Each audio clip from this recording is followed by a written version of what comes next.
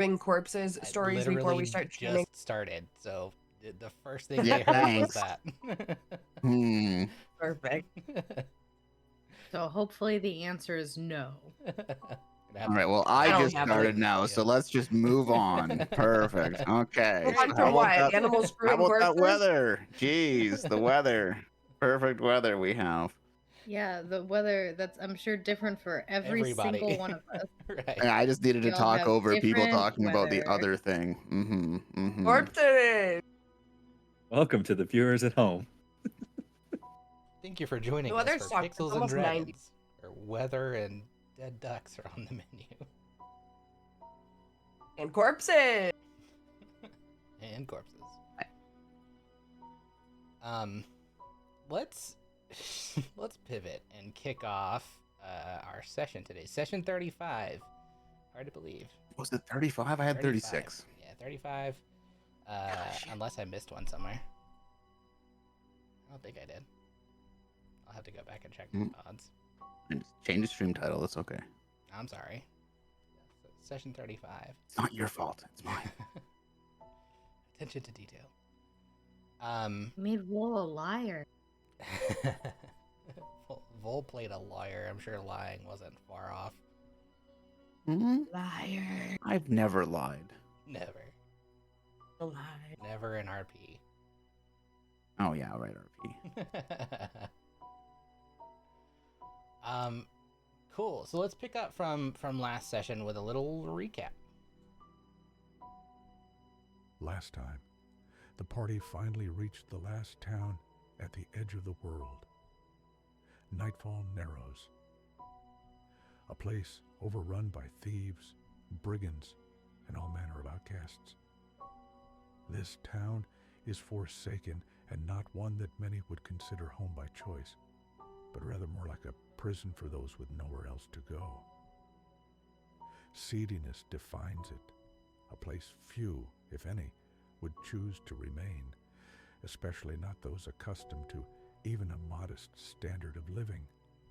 Food is scarce, trade minimal, and anyone unlucky enough to make port here keeps a constant hand on their coin purse.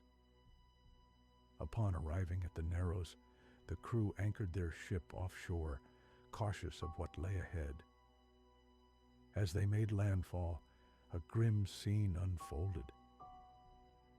A person stood before a gathering crowd, head hung low, a noose hung around their neck. Duzud recognized this man. Baldric Barrows, a pirate he once sailed with. A thief and rogue, yes, but known as a person of honor, nonetheless. A good man. Baldric had always lived for freedom, following the pirate's code without falter, yet now he stood, condemned by the Silent Serpents, a pirate faction led by the notorious Captain Nixie Del Mar, a feared and terrible Medusa, her name whispered with dread across the seas. Baldric was accused of skimming from the serpents, marked as a traitor, and was now set to be made an example of, to be hung in public view as a brutal reminder of the consequences of crossing the serpents. After watching the long and painful death of the hanged Baldric, the party split. Some had stayed aboard the ship, and of those who had gone ashore, one group ventured for supplies, and a few headed to the only tavern in town. The dilapidated structure flew a tattered black flag bearing the Silent Serpent's mark, a skull and crossbones with a snake's tail weaving through the skull's mouth like a choking tongue. Inside, Silwyn attempted to entertain the drunken crowd with a mournful dirge, but when she ordered a drink, she was handed a murky cup of swill. The drink's vile contents had her retching instantly, its pest-ridden chunks rebelling against her more refined tastes. Stumbling outside to recover, Silwyn noticed two hooded figures watching from the street, silent and vanishing as soon as she called out. Meanwhile, Duzud roamed the streets, keeping an ear out for information. He soon overheard troubling news. Their ship had been spotted in the harbor, the golden lion figurehead shining as an identifying mark of a ship Captain Nixie had placed a bounty on. Others in the street whisper of a search for Elias, the crew member who had stolen a valuable relic from her. Quickly, but also quietly, Duzud gathered the remaining crew, but as they prepared to leave, they realized Leon was missing. No one had seen them since coming ashore. Duzud, Emothi, and Tide waited by the longboats, while Silwyn and Anna set off to find their missing friend.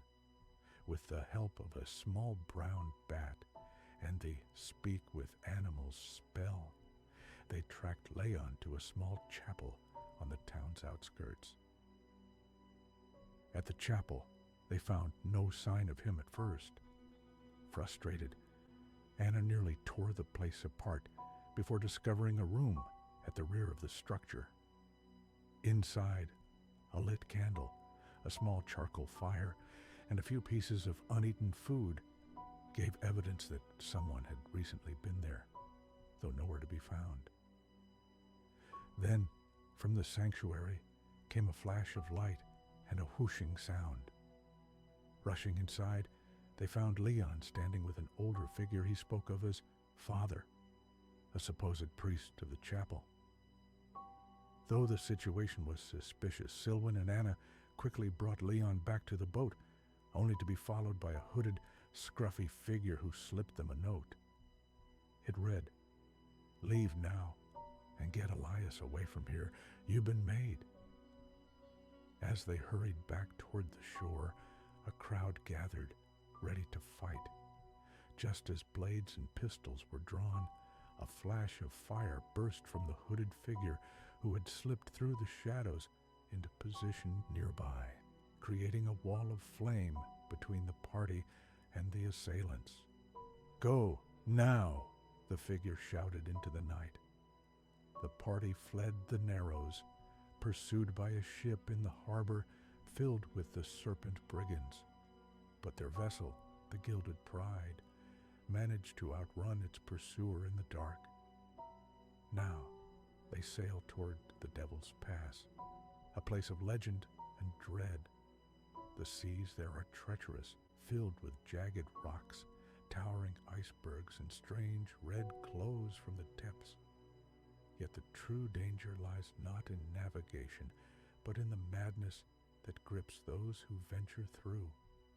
The mist is said to cause strange visions and whisper unseen voices that echo in the night, threatening to unravel the minds of all who enter.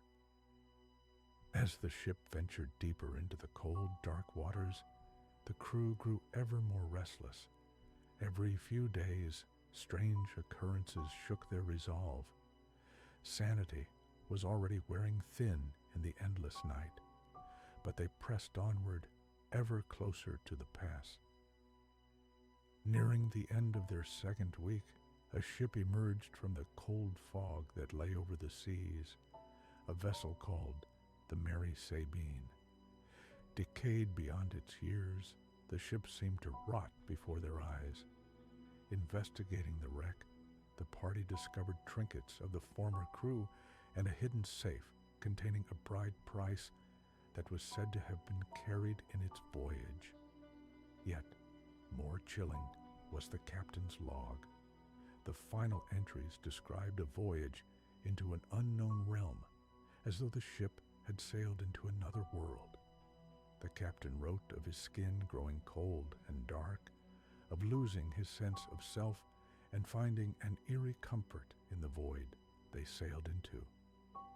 His last words resonated with dread.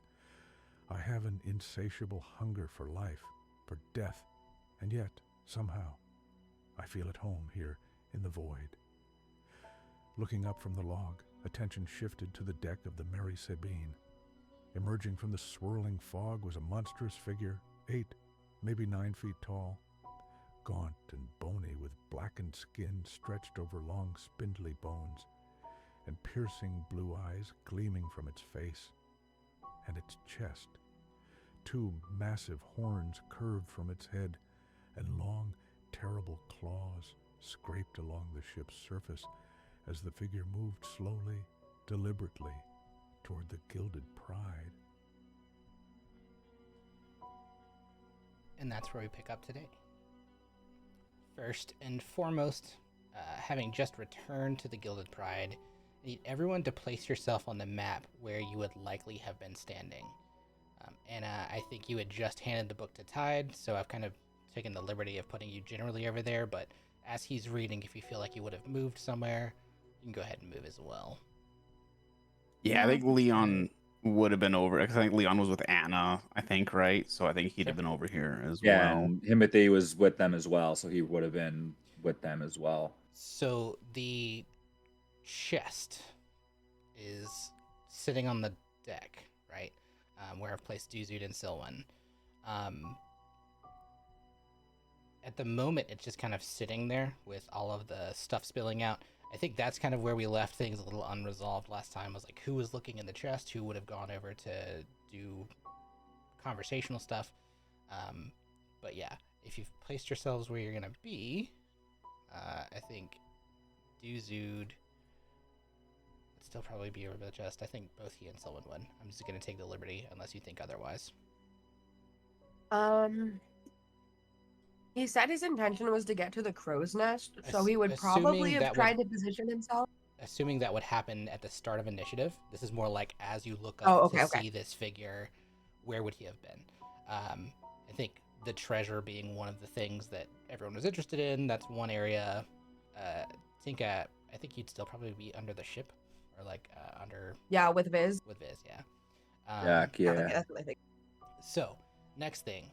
Mechanically, I'm introducing an option to flee fights. We've already kind of done this with Rakdos, but I made you roll a bunch of stuff. So to simplify it, it's going to be something that you as a group can choose to do. Just without having to roll, you can say, we're going to run from this fight. There's 2 things of note, though. 1, everyone has to agree. If anyone says they want to stay and fight, you stay and fight. Which kind of gives the overarching power to literally anyone. The second thing, if you flee, it's likely there will be negative consequences somewhere down the line, but conversely may have other consequences, good or bad, right now. For example, in this instance, saving your crew from a fight might cause you to gain some loyalty, especially here in this perpetually dark space. So, but choosing to stay, and I'll let you discuss amongst yourselves. If you choose to stay, we'll start by rolling initiative. So, have at ye. I mean, we determined at the end last time that it's unseelie, so I don't want to run. Yeah, Leon sees evil. He wants to kill it. He doesn't want to run. Cool. If he wants to fight. I missed the last Pink is fight, I wanna oblivious. fight. Duzud wants to fight. Cool. What was that, Toast? Also welcome. Oh, welcome. This is metagaming, but I missed the last fight. I want to fight. That's like, oh, I mean, as the Well, captain as well, right? I think it would make sense, right? I mean, yeah, it definitely makes sense for Tide to fight, but Yeah. more so, I just want to fight. But also, Well, is this thing on the ship yet? no. So Or is it- that's why I had you place your people where you think you would be. I'll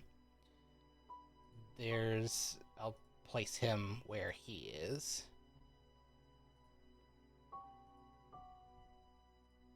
Not on the map layer, on the token layer. He's kind of surrounded by this perpetual fog. What you see as he's drawing up is you actually see him kind of like apparate through the ground, becoming more corporeal as he comes into vision. First things first, anyone within 30 feet. That's Leon. That's Anna, Duzud, Silwan. Tinka, you're just outside. Timothy, you're just outside. Oh, Tinka's below deck. Oh yeah, that's right. Tinka, you're below deck. There's this feature, I don't know, feature's not right. There's an aura that it's giving off. Any creature that starts its turn within 30 feet must make a DC 16 con saving throw. So let's start with con saving But then throws for you. Tide, Ooh. Anna, Leon get +4 because they're within 10 feet of my aura. Perfect. +4? Mhm. I thought it was Oh, out. jeez. Or Okay. +3. Yeah, I I've didn't got need that plus shit four. anyway. Yeah, The I've shield got too. +3, but I think our auras cancel each other. Like, I think yours overrides mine. So con Well, I save? also get +1 from the shield as well. Mhm. It's not a spell, right? No, this is just a Okay. thing. It is. It is terrifying. Oh, Just so I needed am just in double range. check. No, you're out of range. You just happen to get the bonus for like if you're standing near Timothy. I think anyone within what Well, 10 feet of you. Or because the- it says 30 feet. Oh, then I guess yeah. Yeah. Why do Yeah, you you're want to right. make the save, man? No, I that's don't. honest. Why are I you like doing that. this? I like it. I like it. He wants to fight. Yeah. So con saves. Leon, you're good. Actually, Sylvan. I was worried. I was really Yeah, worried. with your nat 20. You give all this like radiant aura that just bursts out from you with a nat 20. Damn. With a +4, I get 15. Cool. Anna, you get the +4 too, right? So you save as well. I don't. So I think the +3 is already on there automatically from like mine. So Oh, I'm okay. pretty sure that that is the equivalent of. Bummer. Well, do you have proficiency? No, not in con Okay. saves. So then, yeah. Ugh. Okay. Then start with some rolls. You said the DC was 16, right? Yes, 16. Damn. So you fail What do I too. roll?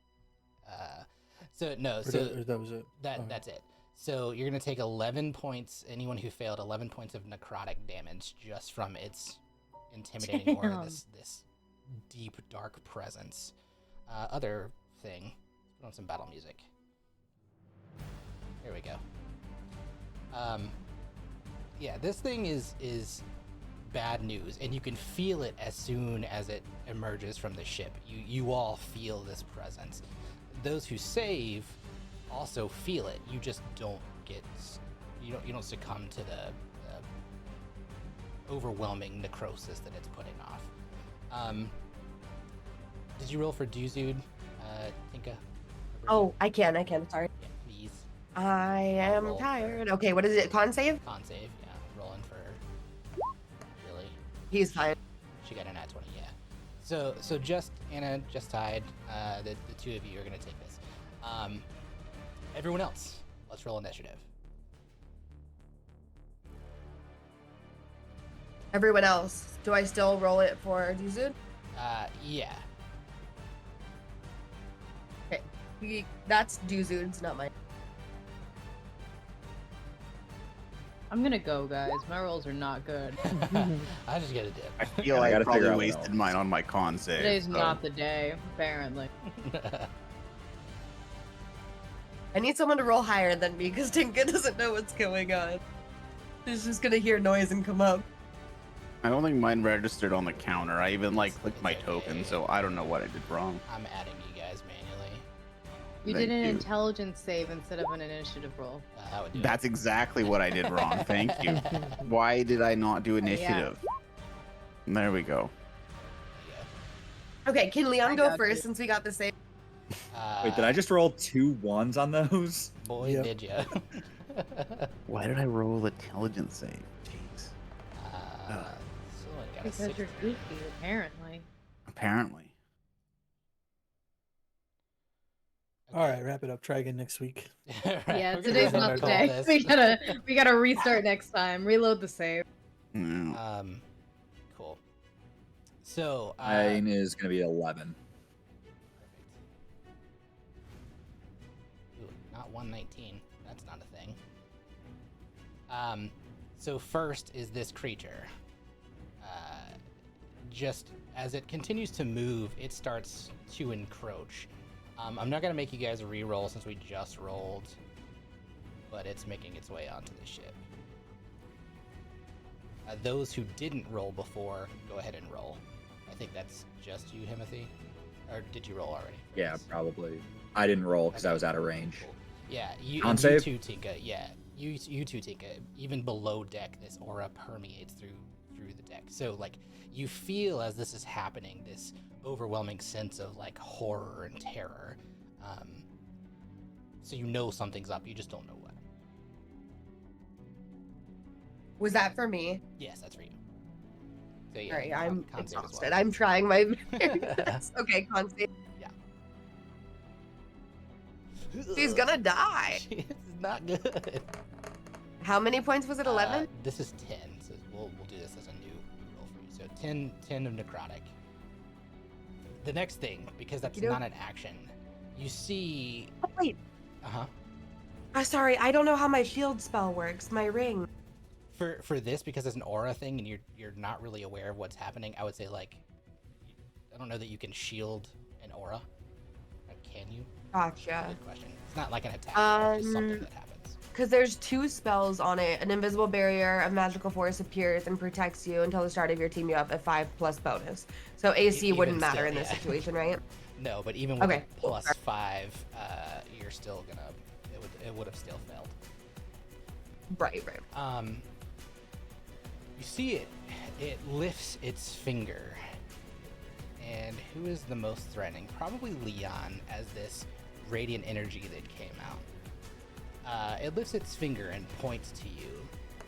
Make for me another DC 16 con save. Ha ha ha! You want me to con save? Yes.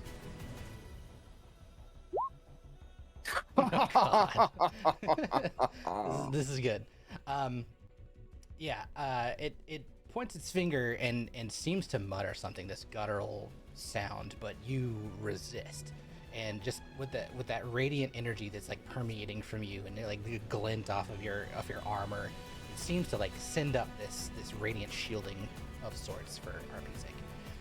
Second thing, it turns on Duzud probably as the next closest. I need Duzud, so Bridget, can you also roll a DC 16 con save for him? Boom. Perfect.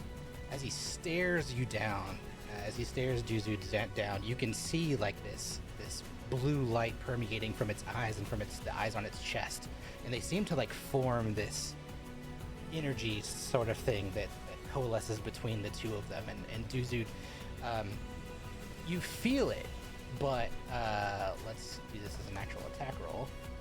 It fails. I need to get some good rolls, or this is going to be a really bummer of a fight.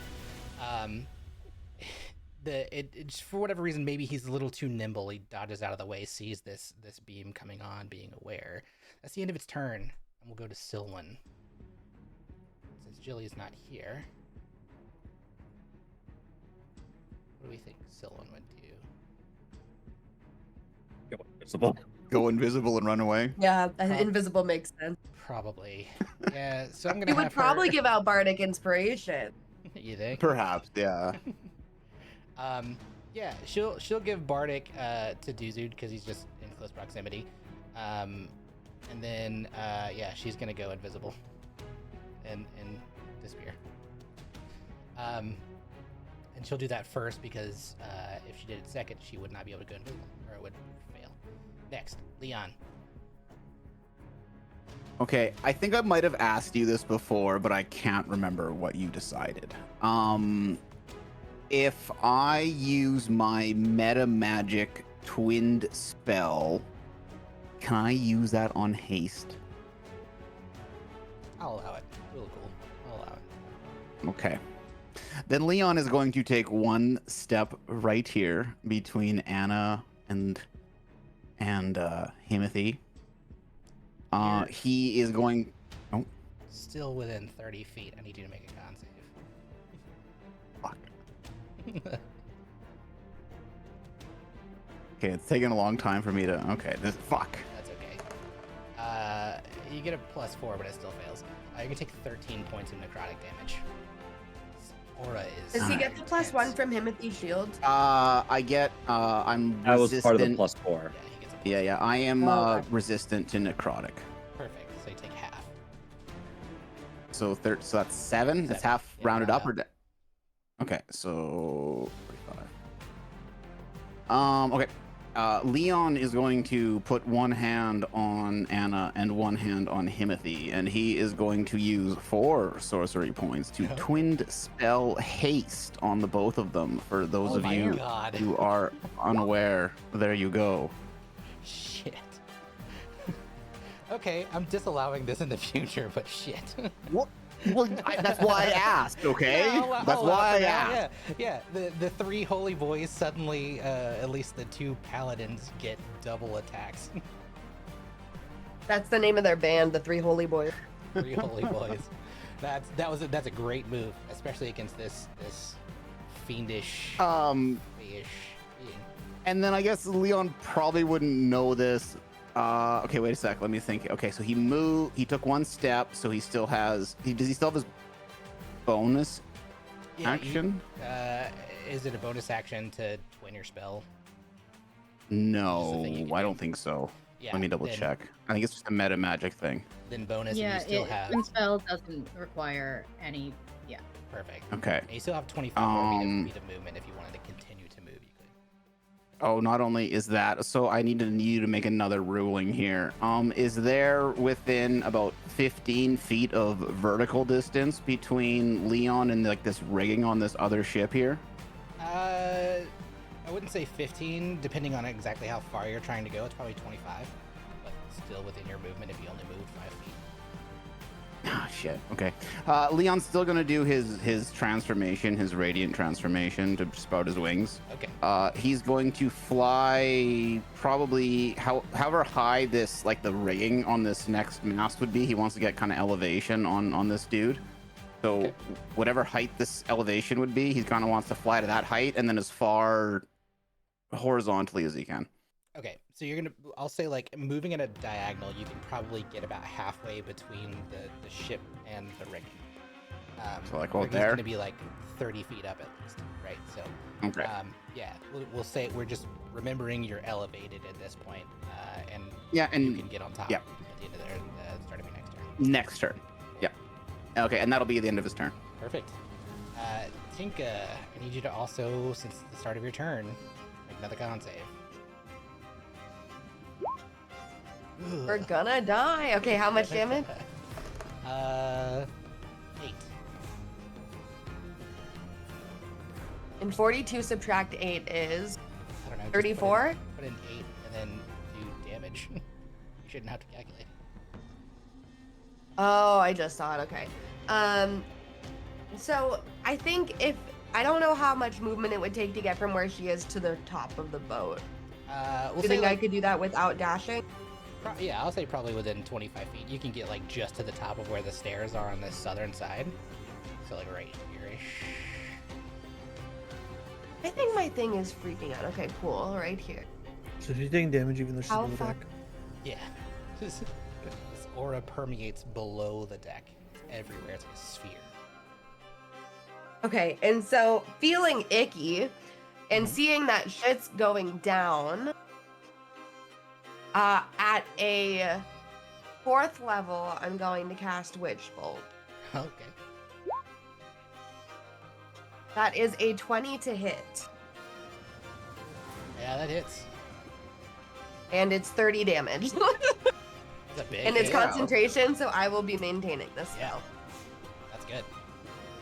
Yeah, it shrieks when you hit it with this blue, terrible lightning, and it looks in your direction. Still have a bonus action. Oh, good. I'm gonna die. Oh, I have a bonus action? Everyone has a bonus. I think if I do anything, I drop the...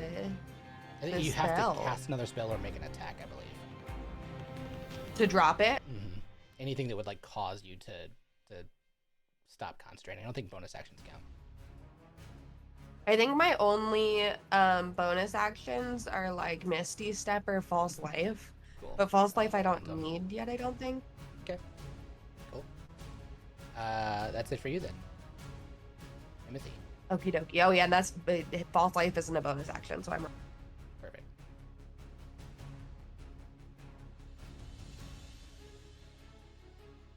Timothy, you are hasted.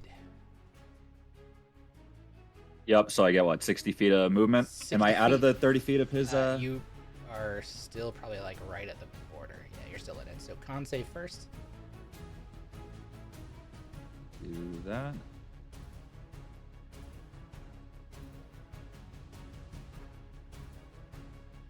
And I don't, the +3 is already baked in, so it's +1, so it's 12, which fails. Ugh. Okay. You take 10 points of necrotic.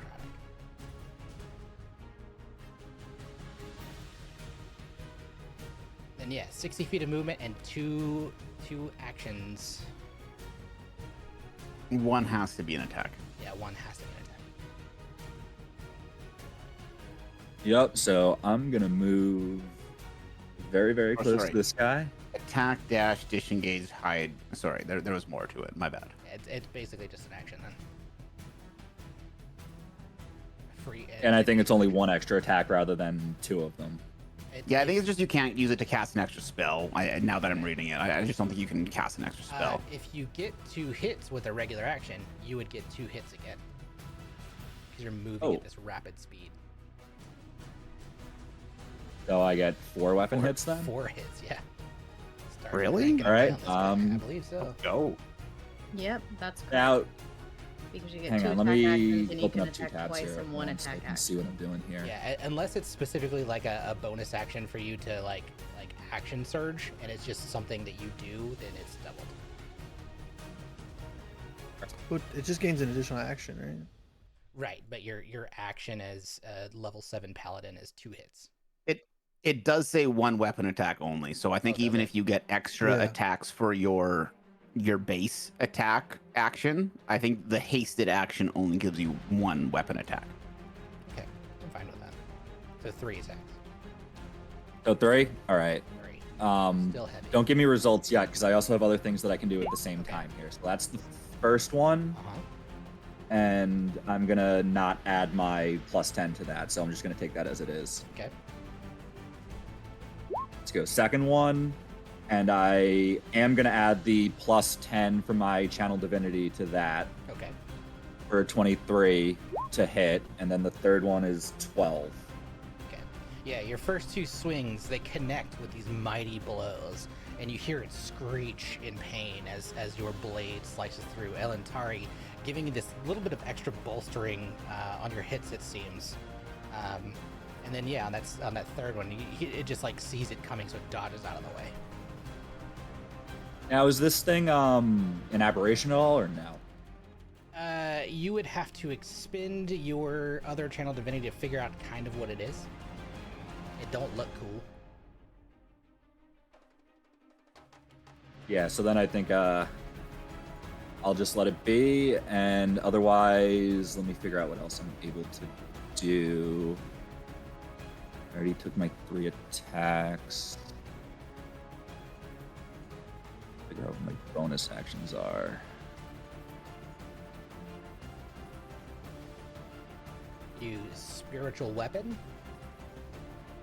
or cast one of your spells. I think technically. Oh no, Yeah. those are actions. Um, Disregard. Spiritual weapon is the only thing you can do. I have Shield of Faith as a bonus action, which I think I'm going to cast that on Leon. Okay, perfect. Oh yeah, let's go. +2. Here. Amazing. Bridget, it is Duzud's turn. Gonna Okay, scramble so up the mast. I don't know where the crow's nest is. Am I near it? There's one on either side of the ship, so I'll say like where he's posted up is literally like right next to him, so you could just literally run right up. Cool. Yeah, I think he'll just crawl right up, scurry like a little rat.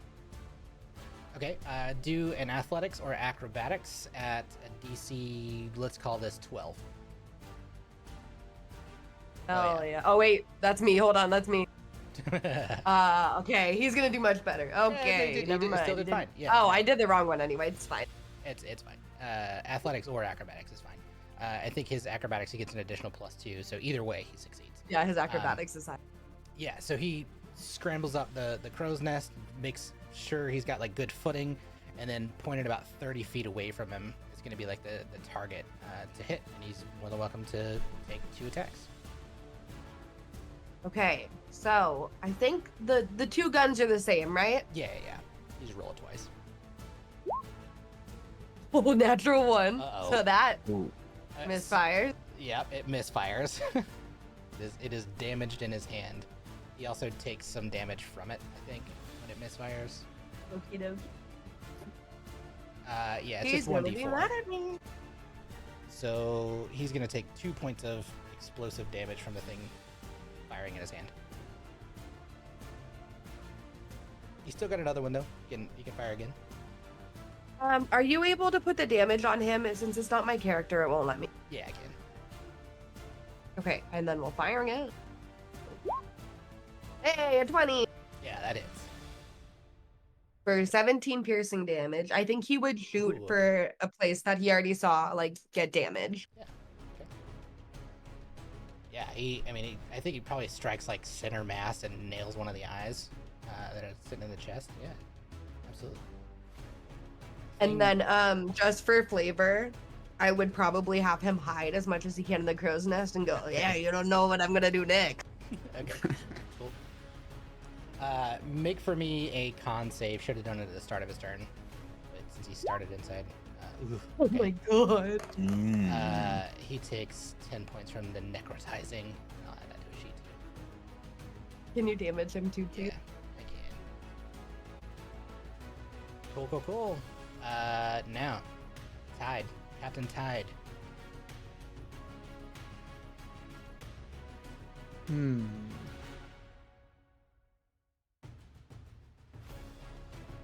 I think we're gonna just start with an ice knife, Okay. specifically on the far side of him, Okay. so that I don't accidentally do splash damage. Love it. And we're gonna up it to a second. Awesome. So it's been a while since I've upcasted something. Oh yeah, that hits. Okay. Let me do a dex save for it. Fails. And Oh, nice. A lot of damage for that ice knife. yeah, so we're looking at the 1d10, which was the 6. Didn't miss the target. Okay, and each creature. Okay, so yeah, so 13 as well Perfect. for him. Yeah. You guys are And within then- 1 round chipping away at it, and you can see how much it's hurting after that ice knife. Okay, yeah, at a higher level, only the splash damage is increased, I think. Cool. So that makes sense. Okay. Awesome. Gonna move anywhere? Let's see. Are you still in the aura? No. I'm just out, so I Just don't want to outside. move any closer. I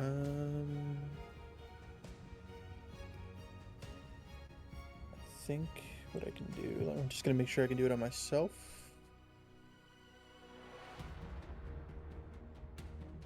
Yeah. I'm gonna use 2 of these. Okay. Cool. That's 1, and that's 2. On myself, to give myself 9 back out of the 11. Yeah, a little bit of healing. Awesome. That That'll it for be you it. then. I'll pass. Perfect. Yeah, I'll pass my movement. I'm good. Anna. Other hasty boy. Even Girl. even with haste, I can't cast 2 spells in 1 turn, right? No, one spell and like a melee attack. Also make for me a con save. Okay. Yeah. Yeah, saves. Thank God. Okay. First off, I'm just gonna run up to him.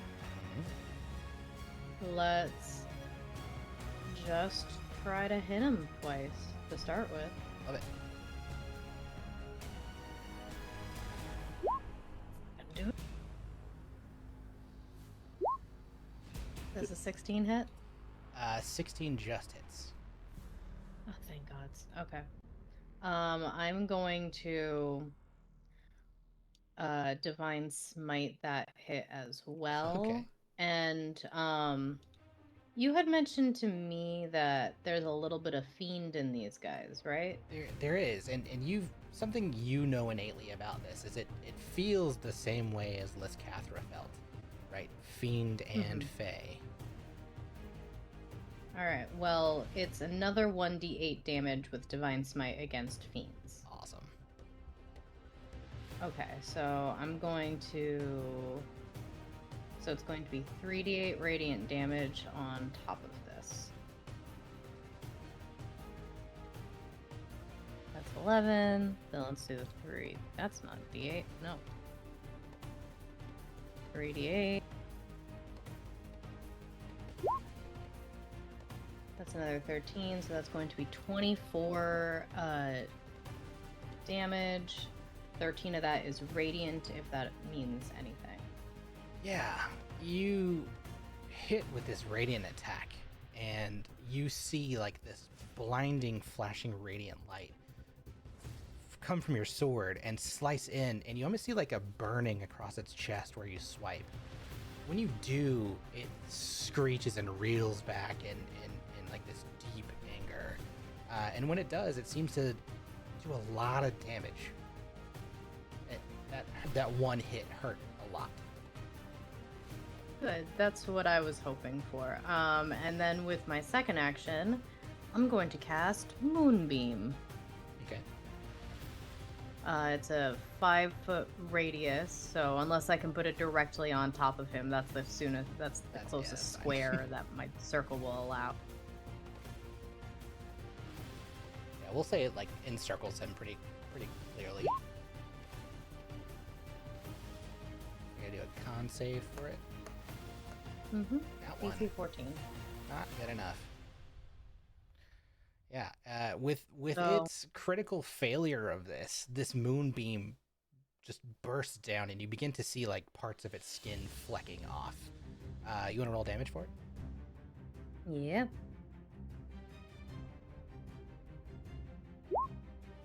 That's gonna be another 16, and that just stays there. So at the Yeah. start, basically, if it starts its turn there, touching the moonbeam at all, it's gonna take that. And if it's a shapeshifter, it has to make the saving throw with disadvantage. Okay. Which, so I only mention that because it's Fey and Fey Yeah, shapeshift could be. and shit. Yeah, definitely could be. Yeah.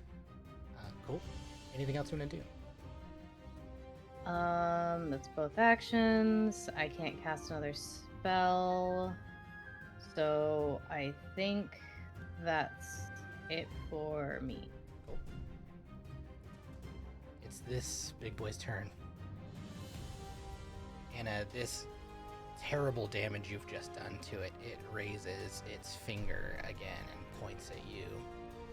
Yeah, I was worried about that. Go ahead and make for me a wisdom saving throw.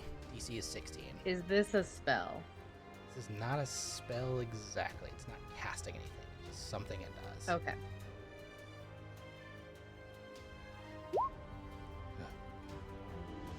I'm rolling great, guys. You feel this impending sense of doom as this finger raises, and you take 24 points of necrotic damage. Okay. You are also Um. frightened of this creature until the end of its next turn. And Okay, I while think frightened I in need this to way, make you are a- also paralyzed. Great. You I need to make a save. concentration saving throw. Yep. I don't know if that's enough. Nah, it would have to be a 12, Alright, so just Moonbeam's under. gone. Yeah, Moonbeam dissipates, and it's almost like that's what it intended, was to be able to get out of this. Unless. Wait, it's hang not on, plus 'cause 3 she's- or plus 4. Well, no, she's also within 10 feet of me, so even if we are saying the +3 already is baked in or whatever, I don't know if we're double counting like my aura and hers, she'd still get a +1 from my shield separately from the aura. Mother. So that would be fucker, 12. That's 12. That saves. Fine, the Moonbeam stays up. stays. I am Okay, down fine. to 12 hit points, though. Because it stays, it then stares at you. And in your paralyzed state, it needs you to make another con save, this time at disadvantage. DC is 16.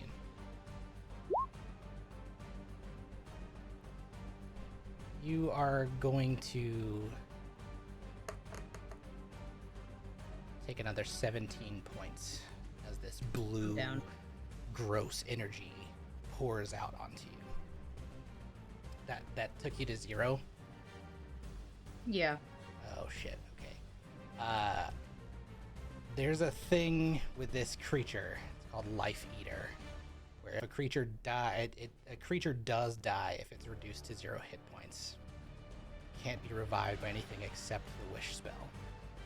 So Anna, what you see as you go down is your life fade from you, and your soul come from your mouth, and it breathes in.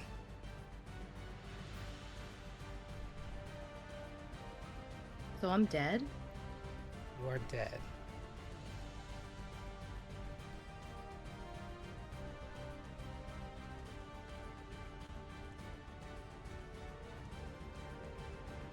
Fuck.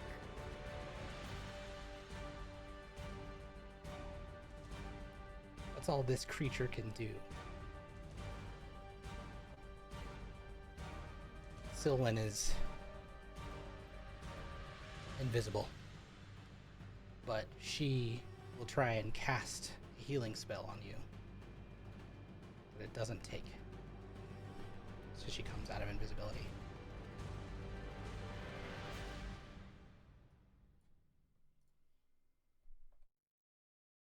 Leon, you're up.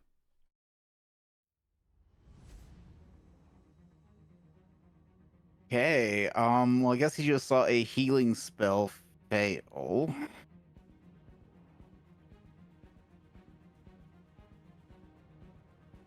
Boy. Okay. I guess he'll continue his flight to the rigging here. I guess does he make it? Yeah, you can make it. Still got like Okay. 5 left of movement if you position yourself on top. Okay.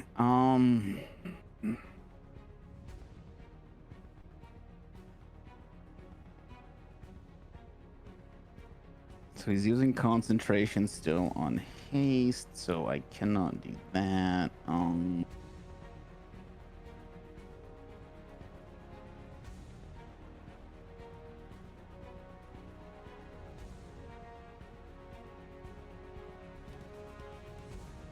And then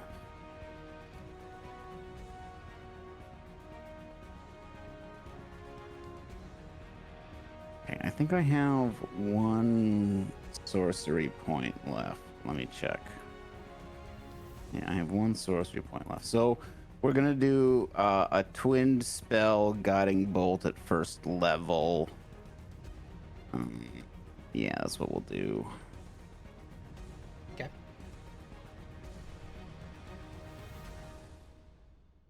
So this would be the first one,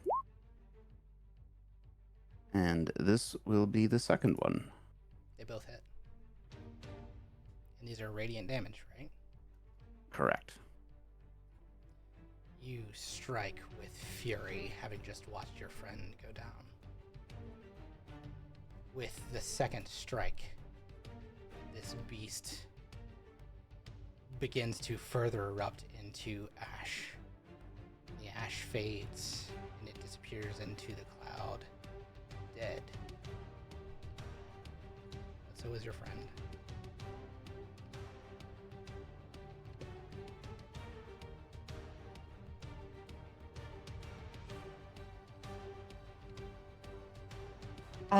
Tinka, not knowing that the spells are failing, she's gonna run up and cast Heal Wounds or whatever spell I have.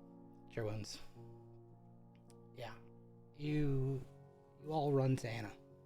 And what you have typically seen in these fights is unconsciousness.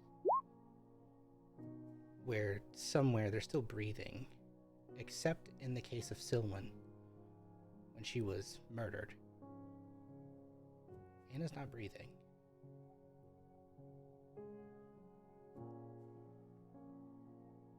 Timothy's gonna move a little bit closer to Anna, like kneel down over her body. He's gonna reach into his pocket and feel the wish coin, and he's gonna wish for Anna to be brought back. I would typically have wishes require a roll. However, the nature of this creature specifies this wish element. And so when you hold the coin up and you make this inquiry of the better nature of all of nature, you see as the coin glitters and then fades to just a dull bronze. And from where the monster was, this blue glowing aura seems to reapparate. It goes back into Anna through her chest, and she breathes. And you're restored to full HP when this happens. Thank you so much. That was We're in this together. Anna can't. Anna's, I think, coughing or something. Yeah, Leon's gonna like put a hand on Timothy's shoulder and just like give him like a reassuring bro hug, like, holy fuck, way to go, man. That was good shit. I think. Do I know what just happened? Do I know that Timothy brought me back? Yes, I'll say you will, and you and I can discuss what those moments looked like outside of this.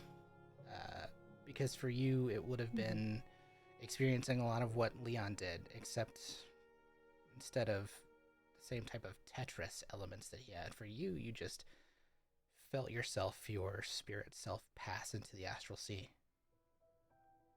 We'll discuss that a little bit more in a little one-shot. I think Anna stands up and goes up to Timothy and just hugs him and says, "Thank you, thank you, thank you, thank you. I'm so sorry. Thank you." We're in this together. We all need to work together to, fix whatever is going on with the world right now. Just solve all this craziness. Where are you guys getting these coins that bring our friends back when they die? How many more do we have? That's it. That was it. We used all of That was the them. last one.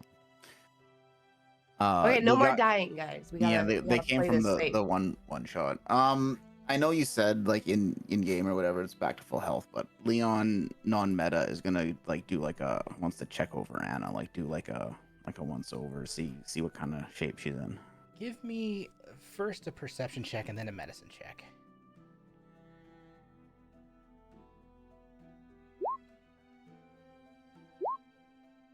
Yeah. She looks like her normal self, except her hair is a little more pale. Where it was previously golden, now it's a little more silver, has flecks of silver running throughout. Medically, she seems fine. Knowing what he knows about Silwyn and bringing her back with his coin, does he feel that there's any kind of connection with Anna and like any similarities with Anna There's with Silwyn? Yeah, that's a great question. There's something unique about bringing Anna back versus bringing Silwyn back. Specifically that Silwyn has this noticeable death about her still. Something about her time in the astral sea that set her apart. Anna seems fine. Other than she just died. I mean, she's very visually shaken up, but Yeah, medically though. And even religiously. Leon, this doesn't make sense. Because you've done this before.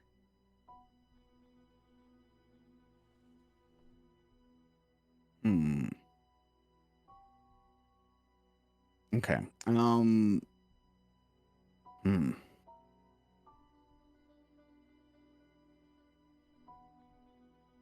Anna, do you want me to have your dad call you? Do you want to talk to your dad? No, no, not right now. He's busy dealing with our otter friend. I think I don't want to worry him or shake him up at all. Okay. Yeah. Don't push yourself too hard.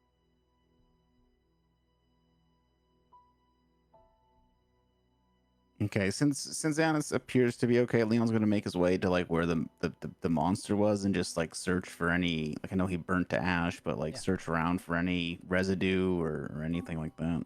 Yeah, give me an investigation. Yeah, it's like the smoke that surrounded it has dissipated, right? There's like a lingering kind of smell, a little bit of sulfur. And then, yeah, there's some ash, like in a pile around it, um, where it was standing. Mostly just a covering, a dusting of ash. Nothing within it. And the ash seems like, you know, Do you touch it? just like um Leon's gonna kind of like look at it first and just be like a study, like he wants like it.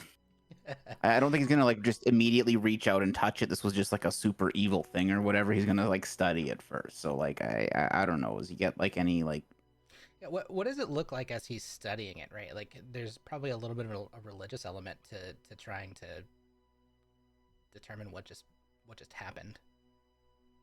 Yeah, like I think he's probably looking for guidance here. Like he probably like, you know, takes a knee, makes a holy symbol, does a prayer to Tetris, thanking him for bringing Anna back and delivering him the ability to slay whatever monstrosity this was. Yeah. I was kind of debating like, you know, like a divination sort of thing, but I don't think it really works here. You can give me a Um, religion check. I think it's a good place okay. to start. Was the journal read aloud? That's up to I think so. side to decide. Oh, Toast, would you have read it aloud?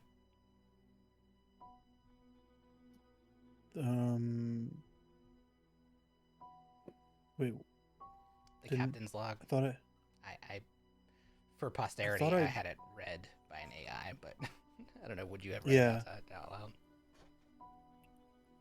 I'm pretty sure when I read it, I also let others read it. Yeah. Because it wasn't just me when it was handed to me. Yeah, at the very least, I you read it probably right were, away. Yeah, reading it over their shoulder Yeah, or something. I mean, like, I definitely be didn't around. say like, oh, I'm gonna take this to my room and read it or something. right. Mm-hmm. So I would say at And least Timothy, Leon, and Anna know what was in it. yeah, at the very least, Okay. whoever was in the room. And would Anna know what you told me about people spending time in the Feywilds? So Anna know how he became what he became. I Or think no? over your time, combination. Actually, let's do this as a roll. Give me a history check, and we'll just say like, is this a thing from her time in the Fae that she remembers? Yes, absolutely. Yeah. You remember your father recounting specific times where people who weren't supposed to be in the Fae had accidentally come through some of these tree portals that had been left up, specifically in places in Sarsi, and how they became more Fae, and there are Eladrin who were once elves that have become Fae elves.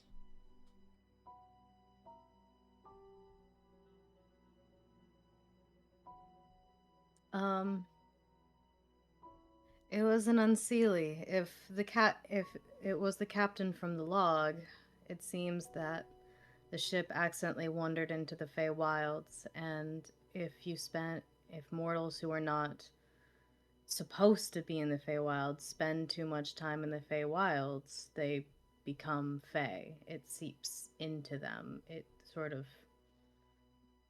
changes their very being. It seems that they stumbled into a very dark part of the Feywilds, or at least he absorbed some very dark parts and became an unseelie.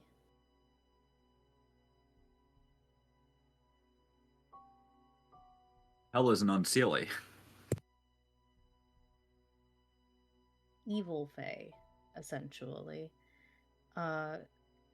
It's not quite as black and white as that, but that's the simplest way to describe it, where most fae, the Seelie court, are about sort of the brighter parts of nature. They're sunshine and mildew on like it's like the morning dew on grass and all of that sort of the brightness of nature. The Unseelie represent the darker parts of nature, so they represent cave water and shadows and the innate hunger that sort of comes with, like, that animals have that might tear each other apart. They're it's if you mixed fae with fiend, you get an Unseelie.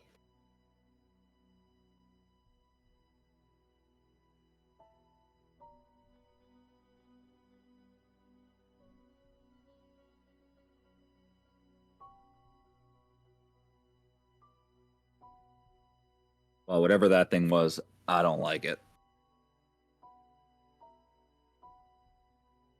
Yeah, Leon's gonna nod and do like a sign to Tetris.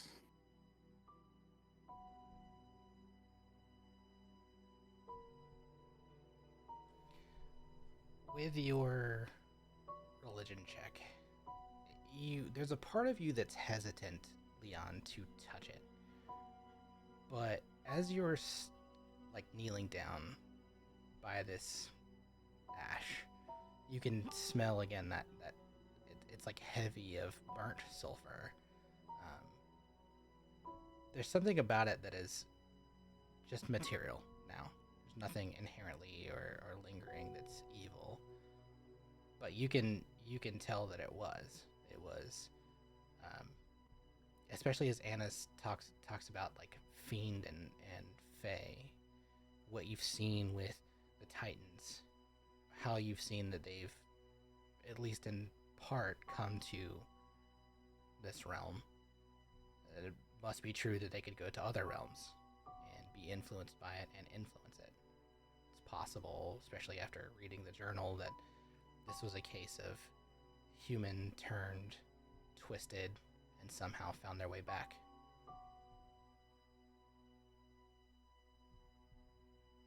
Hmm. Okay. I think Leon's still gonna be fairly careful of this ash, but I think he'd like to like collect it for the future, maybe. So like if he has like, I don't know, I think someone has like some beakers or something somewhere, right? Like Vials. does Tinka have any? Like he could be like, hey Tinka, do you got something we can collect this in? I think she's taking the dog out. I know Oh yeah. Sariel would, like things for like medical supplies. She would have below Mm. deck. You could easily go down there and grab a Yeah, glass Leon vial. will. Yeah, Leon will go down, grab a glass vial, come up and like scoop it up and just like, kind of put it away for, I don't know, later studies or something. It just seems like something to have. So, Yeah, cool. You guys are still moored to this ship. How long are you staying here? What are you doing?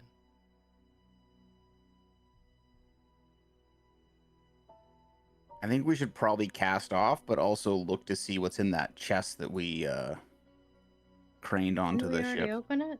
Yeah, Did we? it was a bunch of Oh, junk. We okay, did. well It was then. disappointing. Oh, okay. It was a It was couple not worth thousand worth my of effort. gold. Yeah, but definitely a Yeah, lot of effort. we should probably get going sooner rather than later. Then we just had a fiendy experience that almost killed one of our party mates. I think we should probably go.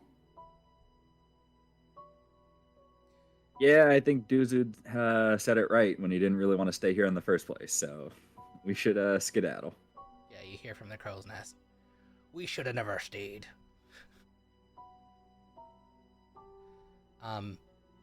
There were no other crew on the top deck when they noticed this was happening. Seemed most of them abandoned, went below deck.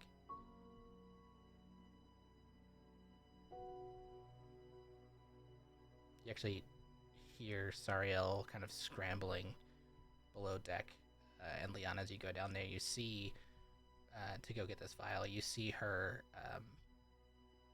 kind of running between hammocks in the crew's quarters, doing some basic wound care and trying to help people feel better. This necrotic damage from the aura seemed to encapsulate pretty much everyone, and even just the few seconds that you guys were fighting this thing has taken a few of the crew to the near brink of death. All right, Leon will use whatever magical healing he has spell slots left for to help everyone out. Yeah, I mean, it takes some time. Is Leon alone below deck, or would him I and think have he gone went with him? down to grab the vial. This is probably as he's grabbing the vial, so I guess he probably could have called out for help, presumably, I guess, but I'll use, looks like 1 level, first level. I got 3 You don't need second to. levels. You'll get Okay. a long rest after this. Okay. I'm not gonna put you up against another fight after one of you guys. Well, you die. never know. I assure you, I as the DM am not gonna do that. All right. Well, he's got an awful lot of spell slots left, so Yeah. he uses them all to heal the crew to the best that he can. Cool.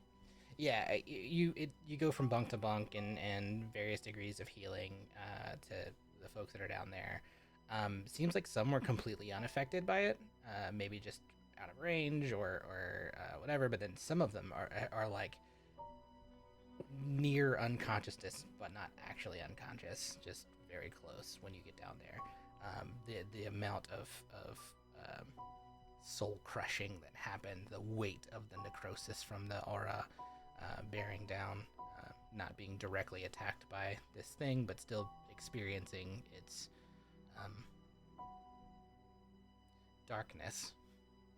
But yeah, you do make it through the crew and see some good spirits come back, but then they start asking questions. What happened? What was that? Why did we all suddenly start feeling sick? Why did we almost die? Leon will tell him the truth. He'll say that, we found something when we, there was something on the ship. It attacked us. We fought it off. No, it's been destroyed. But it's dead. We're safe, right? Yes, it's dead. We are safe. I personally dealt the slaying blow. I saw it disappear in holy fire and burn up into the ash that and he's gonna hold up like the glass vial. He's like, I was on my way to collect it, but I stopped to heal you guys. I'm on my way to get the rest of it. I can bring you its corpse if you want.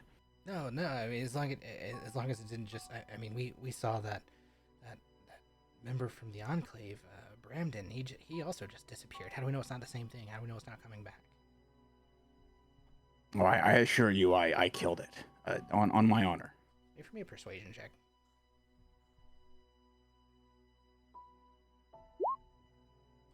Oh shit. Let's do our wait. No, I don't have any spells. I don't have any sorcery left. Fuck. Okay, yeah, I don't have anything. Wait. Do I have favored by the gods still? Wait a sec. I might still have a thing. That's a thing you do. Yeah. You can reroll. If I fail a saving throw or miss with an attack roll, shit, it's persuasion. Never mind. No, that's my roll. That's my roll. Is this below deck? Yeah, it's happening on the mid deck. Okay. I think Anna would be making she needs some time to herself, so I was gonna have her go be by herself. Can she be passing by when this happens? Absolutely. To give the help action. Conveniently, that would give be the help happening. action by saying Bramden didn't leave ash behind. This did. We have a corpse. That's how we know it's dead and it's not coming back. Yeah, you could roll again, Leon, if you want to. Yeah. There we go. Thank you, Anna. Yeah, they see Anna with these silver flecks in your hair now. It's not like everywhere, right? You still have golden hair, but these silver threads kind of running through it. And when you say that, there's an element of assuredness that they get from you saying it. And so yeah, they believe. There's still a lot of trepidation among the crew in general, though. These few weeks already, sailing towards the pass has been difficult. As you guys shove off, though, and begin to head in the direction of the pass. Presumably by this point just before you Yeah. keep going. I guess Timothy probably would have been made aware of the injuries below deck, and he would have used however many of his lay on hands points to, heal people even further. Perfect. Yeah, Everyone. I think Anna needs to be alone, but she'd stop and lay on hands anybody that she sees is hurt. I just put myself at full health then. Yeah, you can. And Yeah. can you put Duzud at full health, I please? can. Yeah. Thank you.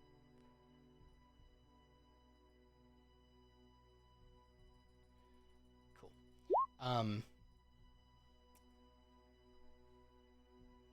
You guys do shove off from this ghost ship. In the back on the ship, you set sail for the place known as the Devil's Pass. It's a few more days of tough sailing through these ice-laden waters.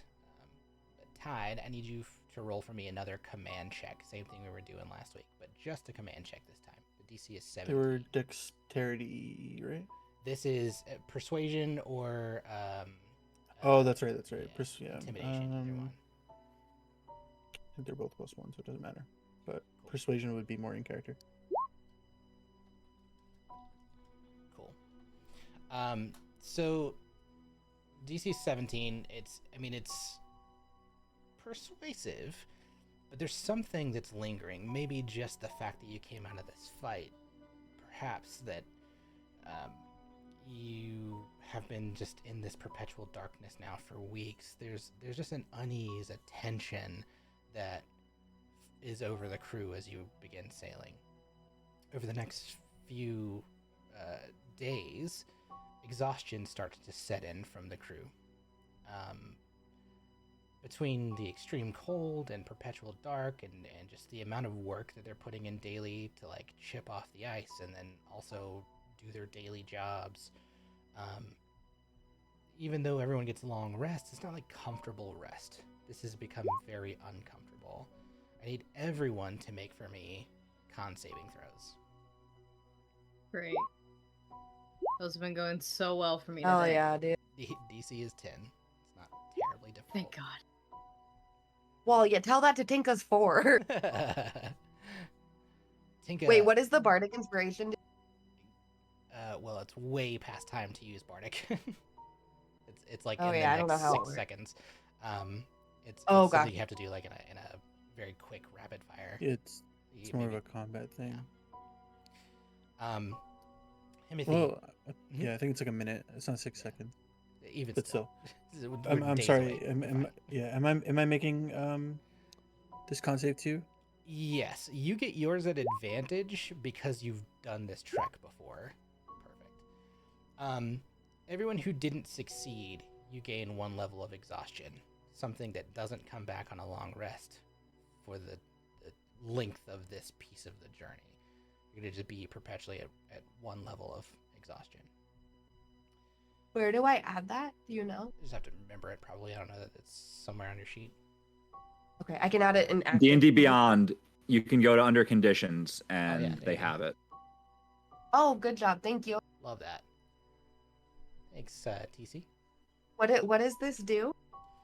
The I think it's disadvantage on any ability check. yeah, Oh, and it jeez, I was just about ranges. to ask for one too. Yeah, exhaustion levels are #1 thing to make you not love this game. Right. Basically, Yeah, anything you that's want to the best do. one you have. Yeah, anything you want to do, exhaustion just makes you hate it. I would have asked this last session, but I wasn't here. Did the ship have the name on it? The ghost ship? Yes, it's called the Mary Sabine. Can I do a quick history check? I'll do it with disadvantage if you want. Just to see if that name rings any bells to Tinka. Sure. Yeah, sure. That's 1. Tinka's heard of it. That's 2. Yeah. Tide and Anna know this ship directly. Tinka, I think you probably would have heard about it, just because of its like grandeur. Specifically, that the journey it was supposedly lost on was where it was taking its owner, proprietor to Yarma as a means of negotiating some kind of governmental play, perhaps. It's all speculation, but Gotcha. Sorry. The other thing is, a thing I told them last week, the ship looks like about 100 years old, but it was only manufactured about 3 years ago. So some Wow. kind of weird time dispersion thing has happened to it. Ship failed its con saves. Yeah, failed a bunch of con saves. This is 6 levels of exhaustion. Same. Me IRL. Hopefully not Okay, 6. thank you. 6 is death. Maybe like 5 1/4. So you have 0 speed. Low hit points. Yeah, that sounds right. Disadvantage on attack rolls, saving throws, ability checks. Yeah. Cool. This is the final push. Tide, you know what this next leg holds. After a few days of sailing, you can begin to make it out over the ice. Somewhere in the distance is this red glow that illuminates these towering ice and rock formations, a place known as the Devil's Pass.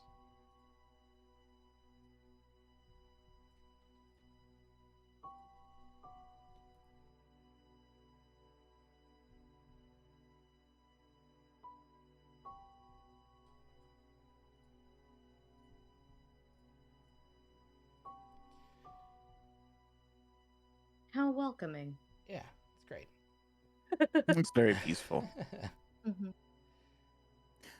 Just before you do whatever you're gonna do here this time, can Leon be when he's not doing first mate things, he's gonna keep trying to improve his little shrine area in the boat. He's just gonna like keep working at that. These downtimes, for lack of better phrasing, don't really exist. Like if you're not Okay. working like directly in your regular duties, you're helping with the crew to keep morale up and to like Got the concept of downtime while you're sailing in this is always a little difficult and precarious. Even in this time, like Viz is doing stuff, even though he's like sick. You actually see over the course of like this last little bit of the journey, and especially as you get towards this location, he doesn't look quite as good as he did a couple weeks ago. Right? This potion was only supposed to last about 3 weeks before it returned, and it seems to be getting kind of towards the end of that when you reach this location.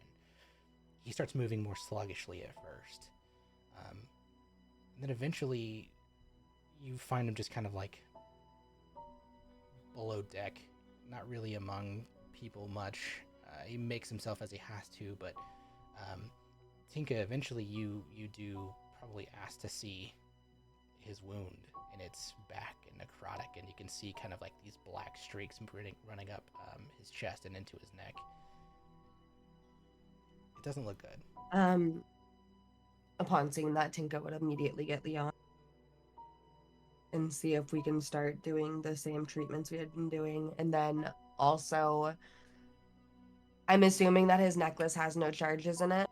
We could say you recharged it over this time. I don't think it's. I have unreasonable. I have 3 level level 1 spell slots don't- left, so You I don't can need put them to. in. I mean, like everyone's got it at a full rest at this point. We'll just say somewhere over the time he recharged it after he. Actually, I think he never really actually used it, but yeah, it's at full charge. He knows if he needs to, he can expend it. But in general, he doesn't look good. You guys, roll for me. Let's do this as Arcana checks, just both of you. All right, my lowest is a 16.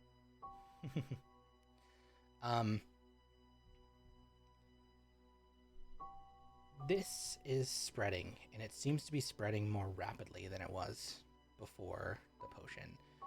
Not sure why, but the magical nature of the wound is clearly what's driving it forward. This sickness.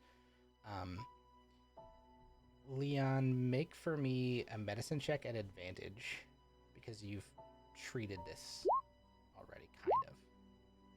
Yeah. You can only estimate you've got about a week before this is irreversible, maybe to the point that it commands death.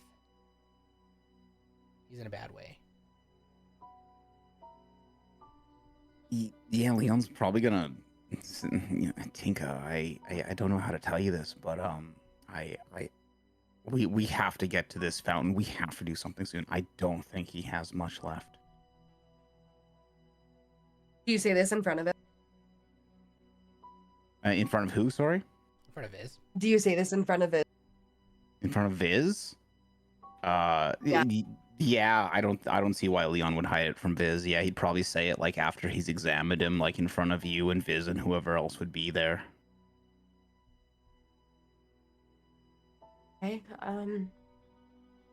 We should probably get tied and see how long he thinks it'll take us to get there, and then see if there's anything we can do. Yeah, I mean, I can do my best I can with the magical healing, but I mean, you know as well as I do, it's not a solution. It only is temporary, and we need to get there yesterday. We need to move. He doesn't have much left. Do you know anything about sleep? Like, let's say someone put him to sleep with magic. Do you think that would buy us time? Would either of Does us know that? Leon know anything about that?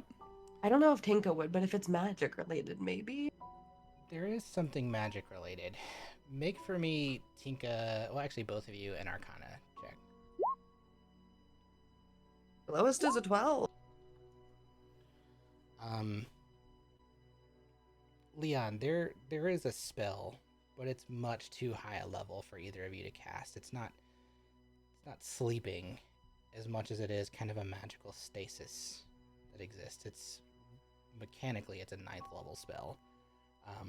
You only know about it from the archives on Tetroas. It's not something that seems to be well known. It's something that historically would have been used basically as like a coma. You put someone in this magical stasis for however long you want to, 10 years, 1,000 years, and then they can wake from it in the same condition that they were in, but that's outside your reach. Yeah, Leon will just kind of. Yeah, I am aware of something. I've been in the library of Tetroas. It holds vast knowledge. There was mention of something that could do something like this, but it is not something I am capable of doing right now.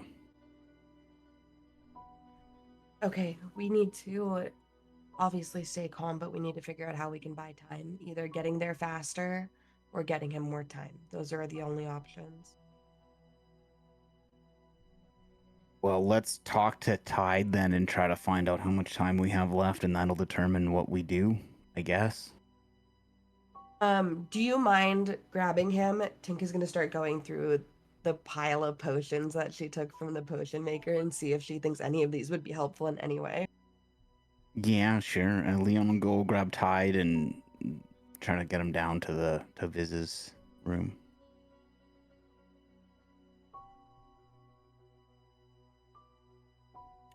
Here we go. Hey, Tide, come on down, and then go down to the room. And Leon just say like, hey, Tide, Viz isn't looking good. He whatever was keeping him going seems to have expired. That in fact, I'd say that it seems to be spreading even quicker now. Kind of with our experience with what we've seen here, I don't think he has much more than a week left. How long is it going to take us to get where we need to go?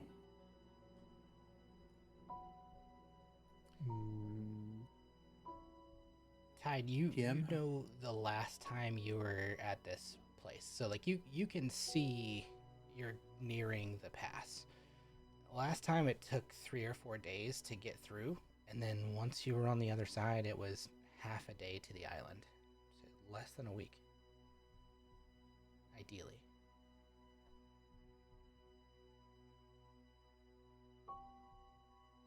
Okay.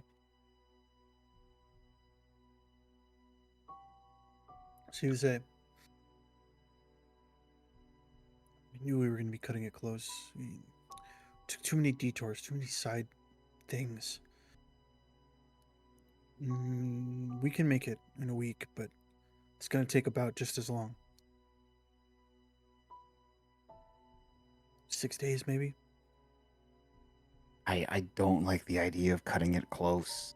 Is there any way we can speed it up?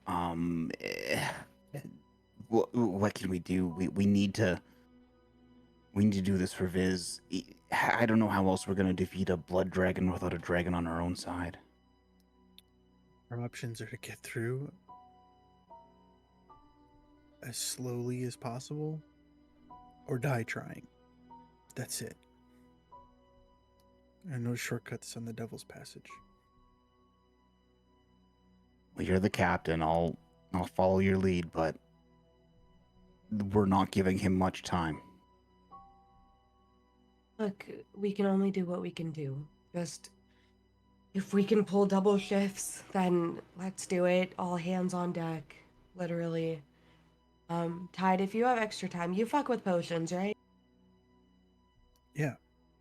Take a look at these and see if recognize anything. Any ingredients used? She points to the I don't know The how many 11 potions on the potions. table.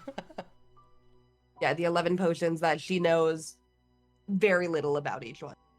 Which Bridget does not have the thing anymore, so Bridget knows nothing about them.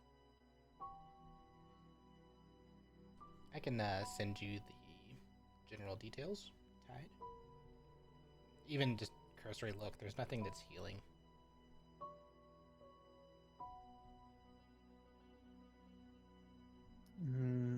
I don't think there's anything here. Definitely not something I would feel comfortable with. If you make it any worse, even a little bit worse, we're not going to make it. Okay, yeah, you're probably right. Okay, let's let him rest. I'll do my best to help with everything on deck. He's probably going to require. Yeah. Tinka, for you, it's basically round the clock. Spells that you've got that can do healing, bringing Leon in when you need it. You guys are able to, over the next few days of what we'll be traveling through here, basically do enough to get by without him losing consciousness. That's the point you're at. If you guys don't, then it's possible he's just going to pass out, and you're going to have to try and drag him wherever you're going in a state of being unable to walk. But right now, he's still lucid. You see, as you guys are talking, when he's in the room or you're in the room with him, he's like nodding along, but kind of in a state of delirium. And just every once in a while, yeah, and then seems to doze off a little bit.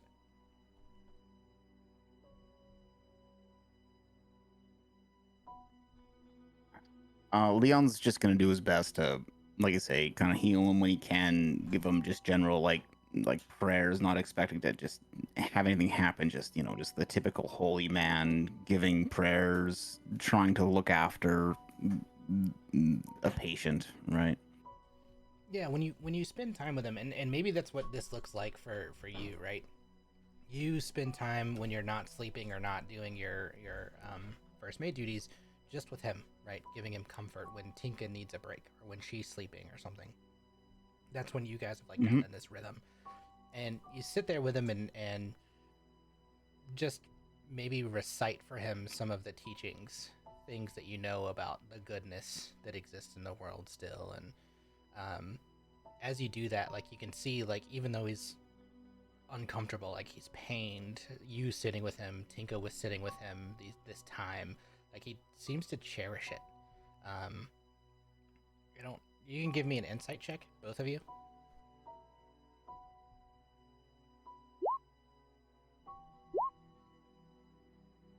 No. No, I mean, Tinka, why are you rolling at disadvantage?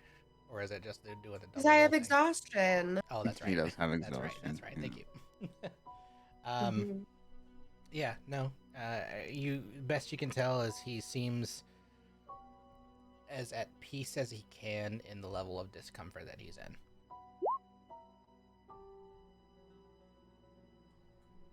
Okay. Tink is also gonna make sure she has the egg snuggled up with him. Okay. He has just kind of keeping watch of this unmoved, iridescent stone-like egg. Yeah, it's our egg. Our little egg.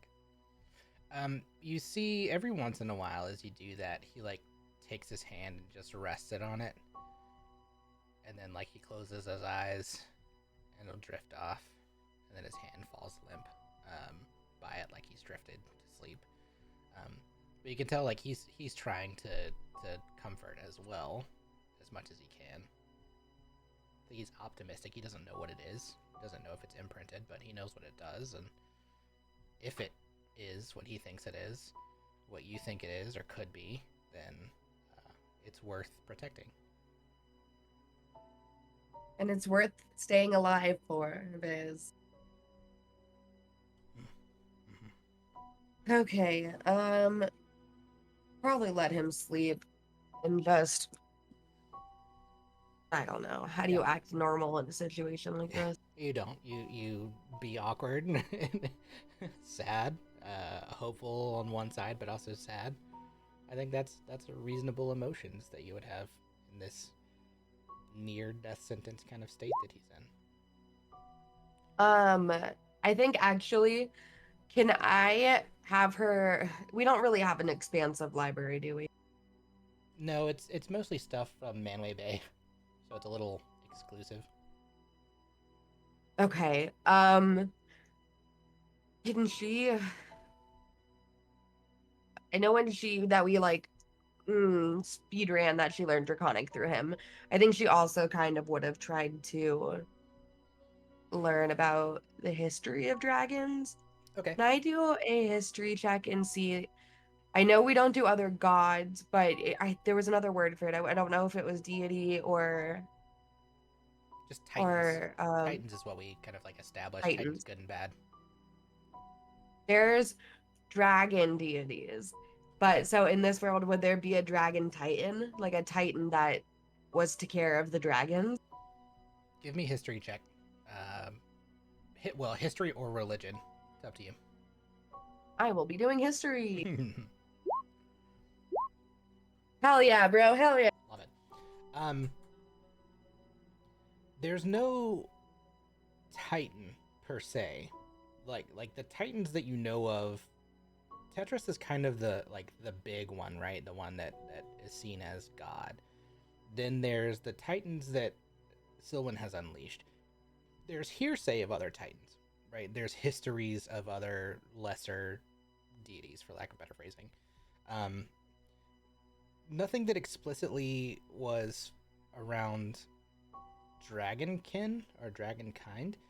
You do, however, I think probably with your awareness of what these coins were, and let me ask the question to the three of those who were in the one shot. Would you have openly talked at all about what you encountered in the astral sea in those dreams? Like, would Tinka have any awareness of where those coins came from, I guess? I don't think Anna would have. Timothy would have, because he was kind of keeping it secret, and kind of keep it on the down low that he even had it in the first place, because he had his own plans for it. Didn't he reveal, though, like 2 episodes ago that he had it? Yeah, but I don't think he would have shared the details just because it happened so long ago. Just the fact that he had the coin. Yeah, I think Leon, and not, don't let me put words in your mouth. I think you did speak to Viz about what you encountered with this other dragon, right? Because he was a dragon. Yeah, I it's been a long time. I think he spoke to Viz about it. I don't know if he necessarily revealed the coin in and of itself. He probably did mention that like the scales were sort of unique, probably. That's fine. He wouldn't have hidden much from Viz even at the time. So if they had an in-depth conversation, he might have revealed it, but I don't think I specifically did. Yeah, that's fine. Just trying to get a gauge for what would have been talked about, what Viz would have known that he would have shared with Tinka beyond what she would have studied on her own. So and probably Viz would have asked, after Leon did use it on absolutely. Sylvan, he probably would have confirmed that that's what it was or whatever, right? So yeah. I thought I also did remember there was some conversation where Viz was like explaining back like the kind of dragon that it was Uh-huh. to That's maybe right. was it Leon at the Altia. I time? think I so. don't remember. We definitely told Viz about what happened for sure, but that there was a dragon, then we fought it. Absolutely, we told him about that. Yeah, if I recall, and this is way back in like the first dungeon, pre Blood Mage, right? When you guys were having the conversation in the pirate encampment, maybe. Trying to think if that Yar. was the location. But I feel like yes, that conversation did happen, and so I feel like a combination of what Tinka would know about dragons is the metallic versus chromatic dragons. There are evil dragons. There are lesser evil or like neutral or good dragons. The metallic dragons tend to be good. There is no concept of like a deity or titan per se. However, you do know that there is, and it would probably be something that like you had revelation of because of Viz. There are dragons beyond Kyrios, and like it's not a strange concept that there are astral dragons or probably some source of dragons, maybe a homeworld or planet that exists where dragons originated. They didn't originate here. They were part of the convergence that happened. So whoever's left, right, whether it's chromatic or metallic, it would be just only who's left here versus is there a way to go to a dragon plane, for instance, where other dragon folk live and reside? Do they come from That would be so fun. Can we do a one dragon shot? plane one shot, please? Absolutely. Once Viz is healed, if we heal him. 100%. 100%. Yeah, I think that's fine. I would love to do that. But yeah, Okay, well, so with this shoot. information, Tinka's not religious, right? So the Tetris stuff, she's never really played a part in that. I think if all of this information was shared to her and she had an understanding that there could be dragons in other planes and other like astral dragons and whatnot, I think she would probably just sit and meditate and try to just probably what praying is, but she doesn't pray. So just trying to channel other dragons and explaining that he's sick, he's the last of his kind here. Help us. And then she'll probably just do that until the exhaustion takes hold of her and she falls asleep. Okay. Roll for me a D100. You need between 97 and 100 for this to be successful. Okay. Do I get anything for 69? The sex number. Nice. Yeah, you get a nice. You get I a feel like nice I and should that's get it. I should get something. Tinka's boobs grow one size. Sure. In my WoW guild, whenever we're rolling for loot, 69 beats 100. Oh, I like that rule. Not implementing that rule. But I also have Basically, you disadvantage. just all get to hear us say nice, and that's it. Yeah. Everyone gets- Nice. Yeah. So and you wouldn't need to roll that one at disadvantage. This is not like any kind of a check or anything so much as it is like a religious type of fate thing that can or can't happen based on chance. Okay. Yeah, I'm not gonna overdo this, but I'll probably replace her daily like blueprint stuff with this since this is kind of all consuming. Yeah, absolutely. I think that's fair.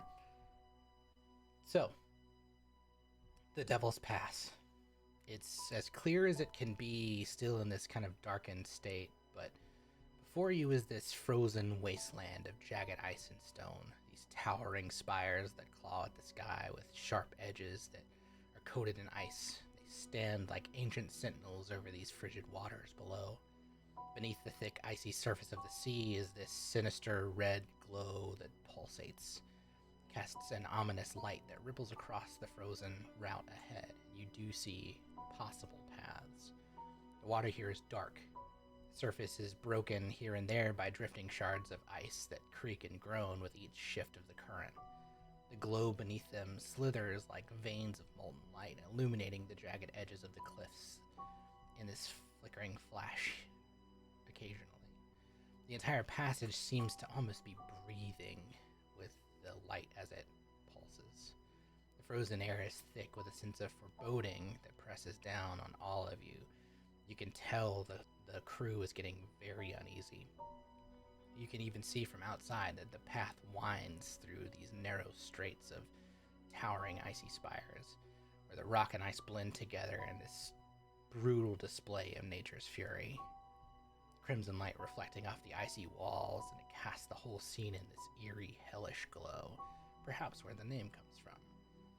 And as the sea itself seems to be alive, as you get closer, you get this foreboding that perhaps whoever would travel might be pulled down to the depths. At least that's the feeling you have. There's no turning back from here. The path is narrow and the trek is hard. But Tide, it's up to you to enter in.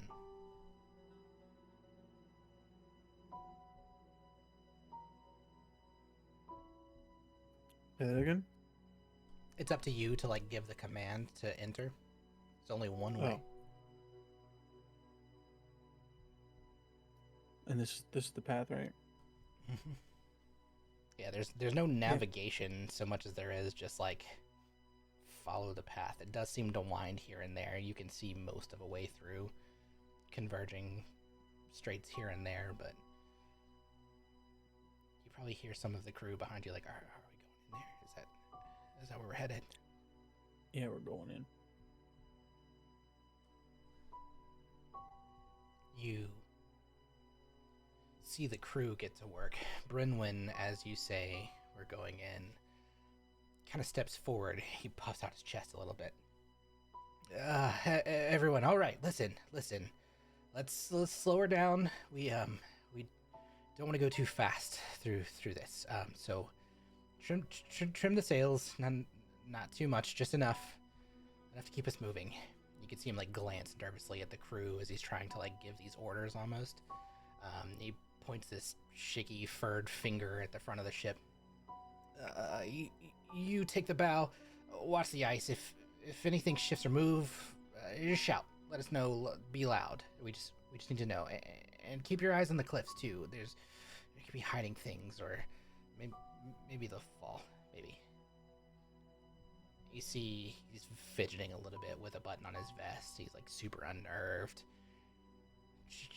Just do it slow and steady. We'll be okay, I think. You see the crew get to work, pulling ropes, trimming sail, tying off the unused sheet. And the ship slows to a near crawl, and you can hear the crunch of ice as the ship enters into the past, creating this wake of briny slush as it moves onward. The path stretches on endlessly ahead, only fading out of view in the distance of this dimly lit night. As you push forward, the winds howl, and you can hear them more clearly now that you're making your way through these spires. On the wind seems to carry these faint echoes of almost voices. You can feel its pull, this beckoning darkness of the pass. Almost like the heart of the pass is calling out to those who would enter. And the line between the frozen surface and the infernal glow of these waters below blends, blurs.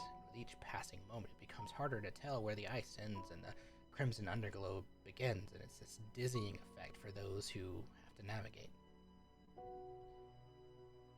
So, no real time for downtime here. Everyone is all hands on deck. Anyone that's not working is sleeping, or watching Viz, whatever it may be. There's a daily routine series of checks we're going to do. One is called a madness check, and the other one's an encounter check. So everyone, twice a day, is going to make one of these checks. We're going to kind of like speed through some of what will happen here. But make for me a wisdom saving throw for the morning that you enter in. The DC starts at 15 and increases by 1 with every check. Is it against magic or just environment? This is like to save your sanity from this crazy place you're in, so not magic. Sorry, what was it? Wisdom? Yeah, wisdom save. Everyone's wrong, wisdom. This is not going well. I hate it here. Just a sec. My thing's loading up. Oh, Okay. Nice. It makes sense, Tide. Tide, I think you would have advantage on these rolls anyway, since you've done this before. You know what this pass is. Everyone else is. Sure, I'll roll again. for your I nap. passed the second time too. I have a +7, so it's pretty good. For everyone that fails. Just making sure I don't roll a natural one. For everyone that fails, you have this feeling of unease. Tide, Leon, I think for the two of you, at the very least, you're, I think, just trying to keep this sense of decorum as you're going into it. But everyone else has this sense of unease almost immediately after you go into it. The dizzying pulses that are happening, the sounds that everyone's hearing. It is unsettling, and pretty much everyone else you can notice is got this new funk about them. Timothy seems fine too for some reason. I think Tinka would I'm probably be just a little bit clueless. paranoid Tika would what? from all of this because she feel a little bit paranoid because she already Yeah. felt pretty uneasy. So she's gonna cast Tiny Hut around her and Viz. Okay. One, to keep him warm, because I'm assuming it's really, really cold here with all the It ice. is, yeah. But two, just to protect him, so there's not another Brandon Random episode. situation. I love that. Okay, while you're in the hut, you actually don't have to make these checks. It's Okay. protective. You can see outward, but you're looking just at the interior of the ship, and you feel protected. So yeah, while you're there, you don't have to make a check again. Okay, Good and then news. I think once the spell wears off, she will probably grab those who are vulnerable and not able to work if there are any, Okay. to Cool. keep them safe. Yeah, I think that's a good way to kind of like rotate through the maddening effects, especially since shifts are happening. So you trudge through the pass. 8, 9, 10 hours. You're not sure how long you make it through this slow crawl, the briny water constantly churning, the pulsating lights. It after a few hours, it becomes this just haunting landscape. Everyone, give me another wisdom saving throw. Except Tinka. Oh yeah.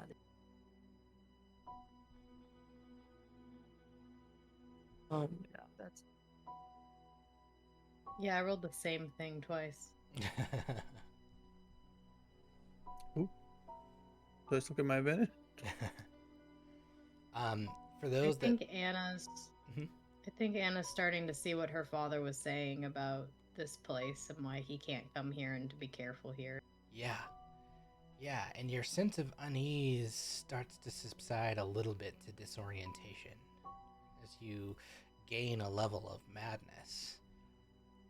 You have disadvantage on ability checks and saving throws. Right. People with one level is just unease, this sense of ugh. But you continue on. Do you think at any point Anna would go and want to like hang out in the hut? I think she'd probably be too focused on helping everybody else Sure. too. I don't think she would. I mean, I don't think you see that you have like You're freaked out. madness in yourself. Yeah, I think it would be those who it's- are feeling really unwell, I think. Yeah. But I also want to say that we have the doctor in here. It's me, Viz, and the doctor, Love it. or the healer, whatever we want to call her, just so Surgeon. Yeah. because I can drop the spell and recast it if I have to let new people in. Yeah. I think you can. Can't you just like determine the number of people that can come in at any point? Does it like specify? That's you determine? alarm. Okay. It's the people that you casted around originally, but if you Okay. want to homebrew it, I'm fine with that. For now, for the RP of it, we'll say like people can come and go freely as long as it's not more than 10. Yeah, Okay. outside of this scenario, we'll hold to rules as written. But for now, it makes sense. So you're not having to like constantly recast. As folks Okay. go. 24 hours pass. It's the end of the first day or so. The rotations, the shifts have come and gone. The crew does also seem to be exhibiting some of these unease and this little bit of disorientation. I need another round of checks. Can I try the D100 again? Sure. We're getting close.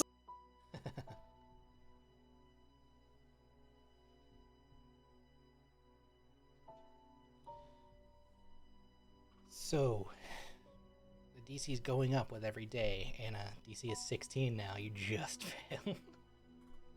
That tracks. I figured that was the case. That I believe that. um, Maybe you shouldn't have brought me back. I should have stayed dead.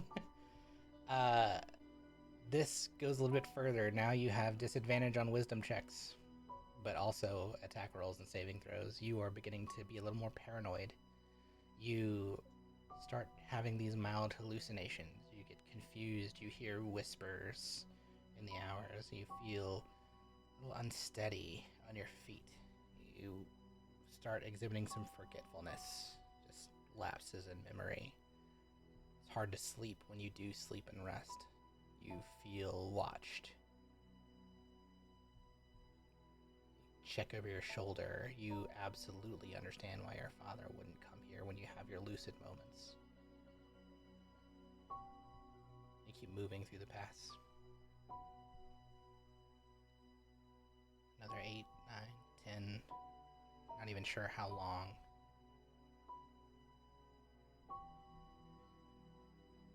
Everything just seems the same.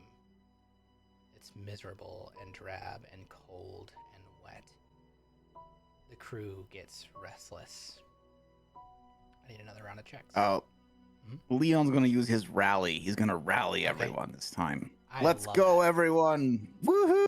We're gonna make it. We're gonna save Viz. Let's go. Let's do this as an actual roll. Do it as a persuasion roll. The DC is also 16. Okay. Can I use with Timothy doing that? Actually, can I help him out with that, or? We'll say like if you're standing nearby, he gets a +4. Oh, geez. Okay. I was gonna say I was gonna use probably one of my reroll things, but we'll see what happens. See what happens. I mean, that's quite a. The +4 is a +12, so let's. You might be. Yeah, there we go. Yeah. Yeah. You when you do that, especially like if you guys are standing near the captain and he's got a pretty good resolve. Everyone seems to, for a moment, chill out a little bit and like get their bearings and like a renewed sense of purpose, maybe. They go back about their duties with a little bit more oomph behind them. Some of them still seem a little off, however. Yes, Anna. I have a question, and I would understand if the answer is no, because this is not how it is written technically, and it's supposed to only last a minute. But could I cast heroism on myself to help with this? If you get to a point where you have like a lucid moment, you think you'd have a lucid moment and want to cast heroism on yourself, absolutely. And I'd say that would like take away one of the levels. Okay, yeah. If I could do that, that'd be great. Just to sort of feel free, calm myself down because they're immune to being frightened. Yeah, absolutely. Other spells? Anybody has anything like that? Does Timothy witness this? Probably. So going into the next day, because I can't do it now, but Timothy's going to end up preparing that spell for the following day. Okay. Oh, that's a good idea. Look at moving spell.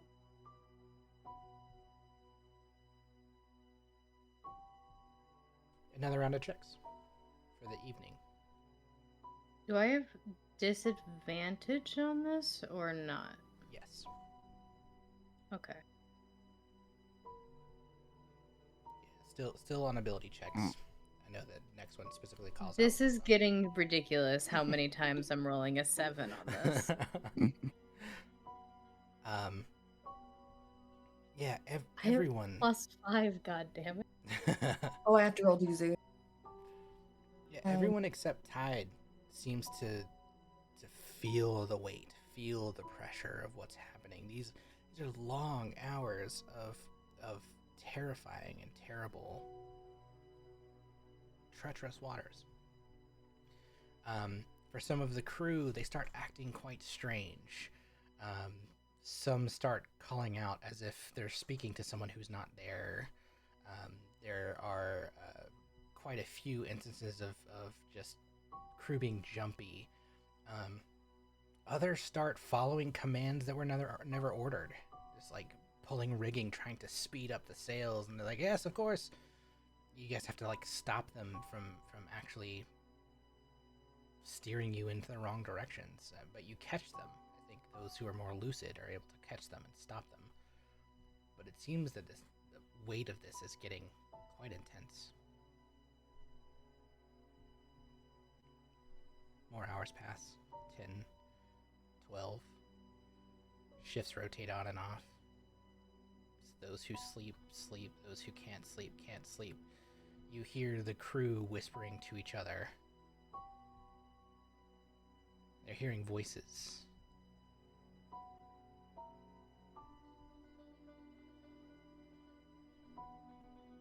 Nothing's there when anyone investigates. Just maybe the wind. Can I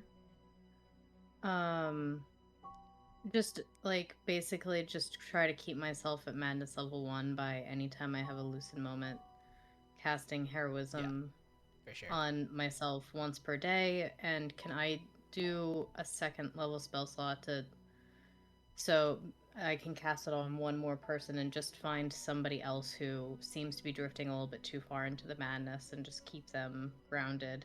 Yeah. Just give them a minute of being grounded. Yeah, absolutely.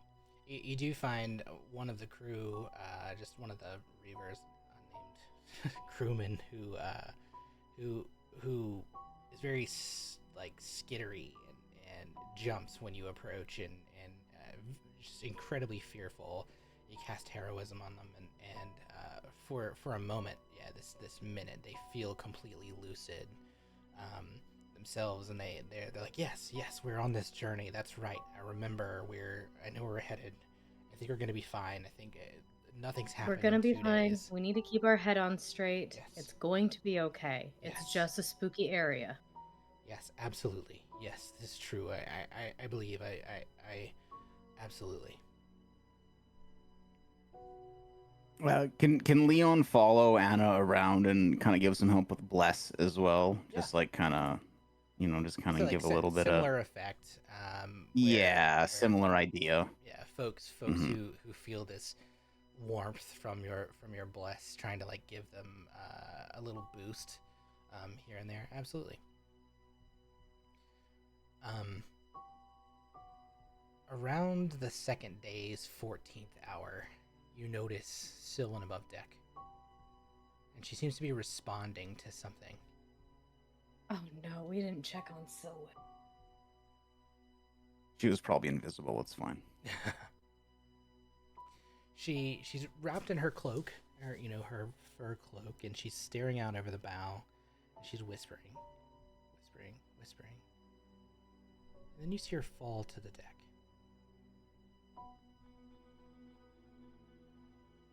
Leon will rush over and just kind of check her over, see what's going on. Is she okay?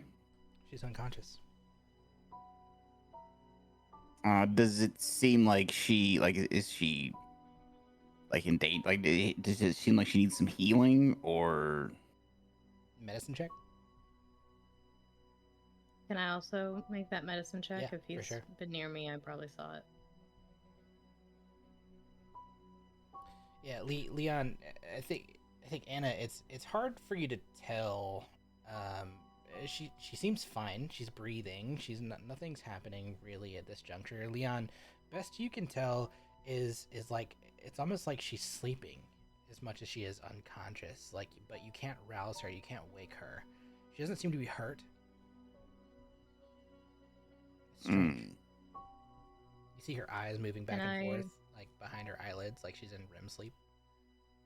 Is this anything he has any like knowledge? Like, I mean, I know he did the medicine check, but like any knowledge of like these sorts of symptoms, anything that he might have come across in books or anything like that? How are you trying to do this check? Mm, Thinking. Yeah, I mean, I guess kind of recalling the various things that he's read over time. You make me a history. Yeah, Nothing you've read, something you've seen. Okay. Go ahead. Okay, I was just gonna say, since he doesn't really know much else what to do here, I think he's just gonna kind of use the best of his medicine knowledge. Probably just try to make sure she stays warm in like a recovery position, sort of thing, bundled up in a bed, safely stowed away. I guess. You're gonna hear Can Duzud I, say, "You should put her in the before hut that before we exists move and controls her, temperature." before we move her, Anna's gonna, the bravery thing's been working for her so far, so she's gonna try to cast heroism on her. She Also gives her 3 hit points. nice. Yeah, she convulses briefly when you do that. Nothing else. Yeah, we should put her in the hut. All right, Leon takes her to the hut then. Okay. Yeah. You make her way to the hut, place her in the hut. After a few minutes, she wakes. She has kind of an unknown look on her face that we can resolve later when Jilly's here to tell us what happened.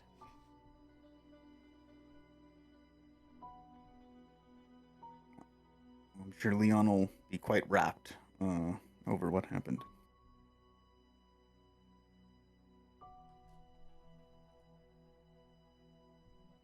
Day 3, I need another round of checks for the morning.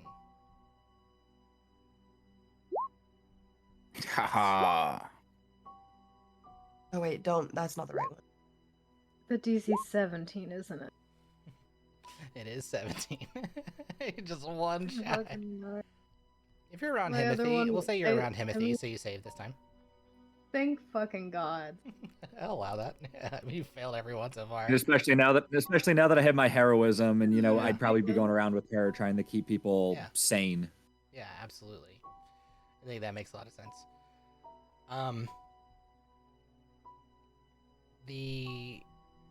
For those that fail, you all begin to experience these hallucinations. I don't know that anyone actually failed this time, which is great, but you do see the crew, some of them who just stop in their tracks, paralyzed.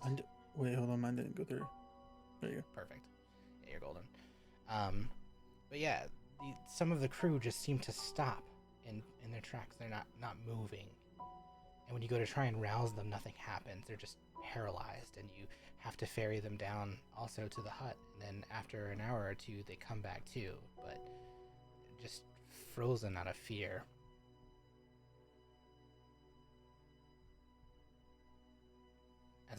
Leon will do another rally of everyone as well. It seems like, it's been a little while. He's just going to try to hey, everyone, I know there's some weird shit happening, but we just got to get through this. We'll be fine. Our captain's been there before. We got to save Viz. Persuasion DC is 17. Oh, boy. Oh boy. Yeah, there Oh we my go. Right. Yeah. You get an amazing response as you're like reminding them what you're after. You see quite a few of them who especially these ones who had been a little catatonic, like they seem to completely snap back to you. And same kind of thing as before, they go back to their duties unquestioningly and seem, at least for a little while, to get these voices out of their heads, to have these moments of clarity and assuredness of what you're after.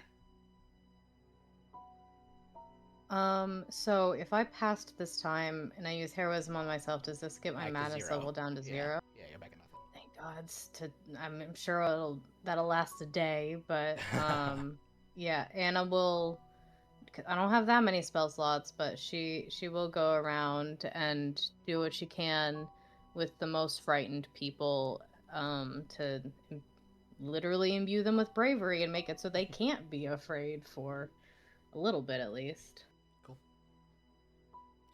Go ahead and mark those spell slots off. Yeah, I'm gonna keep I'm gonna use one second level spell slot and then probably just 3 first levels, so I have one of each spell slot left. Cool.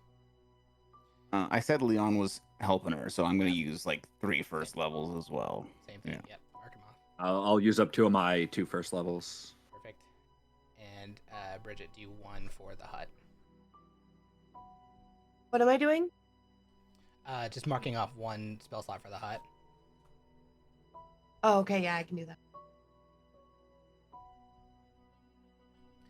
As the hours progress, you eventually make headway into one area that's a little bit more open. The straits seem to diverge a little bit and open up.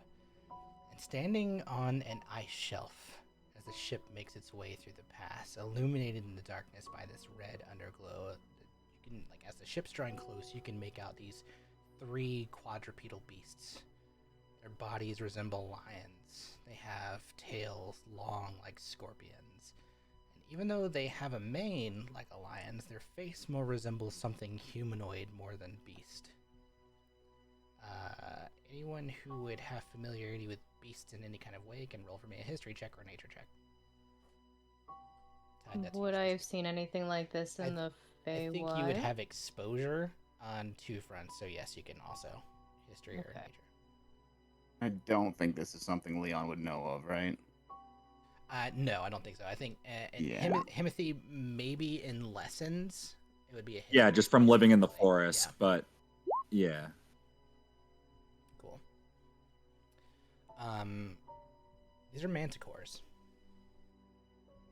You know them from probably stories more than anything, Himothy. There's not something they're more fabled, they're more myth than anything you would have seen. But as soon as you kind of like make out their figure, you recognize that these are what the tales are speaking of. Here's what they look like. I don't like that.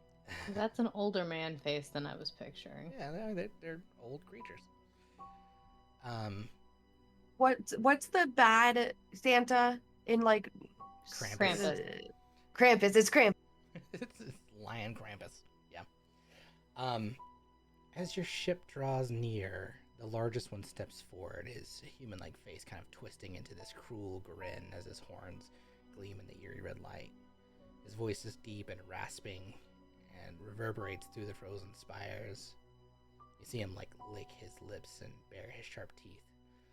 Brothers, we have guests. At last, after so many cold nights, the pass has brought us something ripe. Long have we waited for a new meal, and it seems today we feast. You see the second one, he's a little bit smaller, but no less menacing, kind of strides up between, and his voice is a little bit more snide and mocking. Feast? Ha! These look more like morsels to me. Scraps, really, but morsels can entertain before they are devoured, don't you think? A game, perhaps. If you can answer our riddles 3 morsels, you might just win a prize. He kind of chuckles a little bit darkly as his tail flicks. You see the third one, who up to this point has kind of stayed back. He growls in his throat and shifts his massive weight, kind of this lion's-like growl. His voice is also quite gruff, but he seems a little bit more annoyed. Games? Brother, you know we're not supposed to play with our food. Let us just end this quickly and be done with it. He lashes his tail and it strikes the ice beneath his feet as if punctuating his frustration. And the largest, the first one to speak, but where's the fun in that? We've waited so long. Let us enjoy the moment, savor it. Besides, it's always more amusing to watch them squirm, isn't it, brother? Oh, yes, let's see how they squirm. Come on, morsels. Prove yourselves worthy or be devoured like the rest. And then the third one speaks again. I hope they just don't spoil the taste. That's the spirit. They turn to you on the ship. What do you say, up for a little game?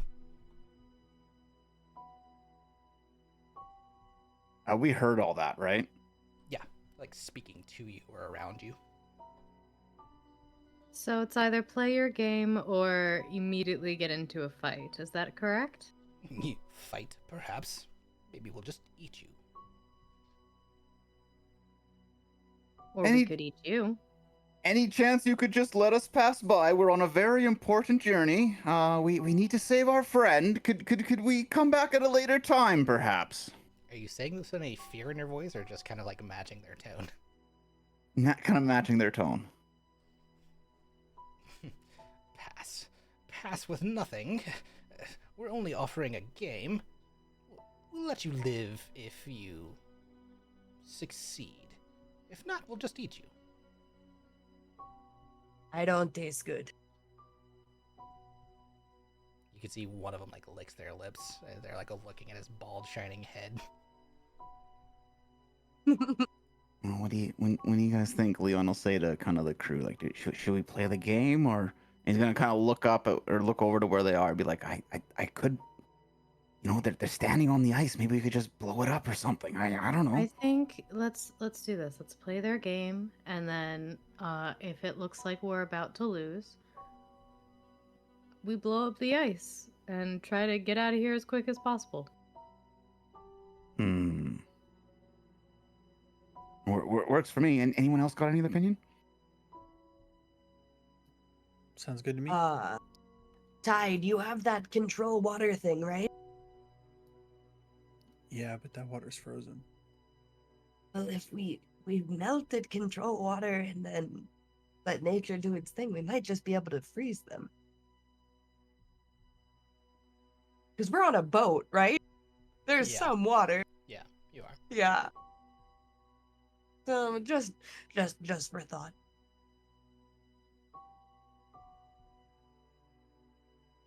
I'll keep it in mind. Okay, we'll play your game. Leon will shout out to them. Yes, game. Delightful. Here's a riddle for you. Roll for me a d8. I got this one. Guys, I'm so bad at riddles.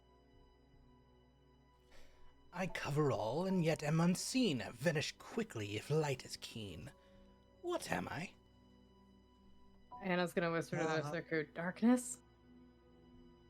Can we have that pasted somewhere? Because my brain does not work that fast today. Yeah, for sure.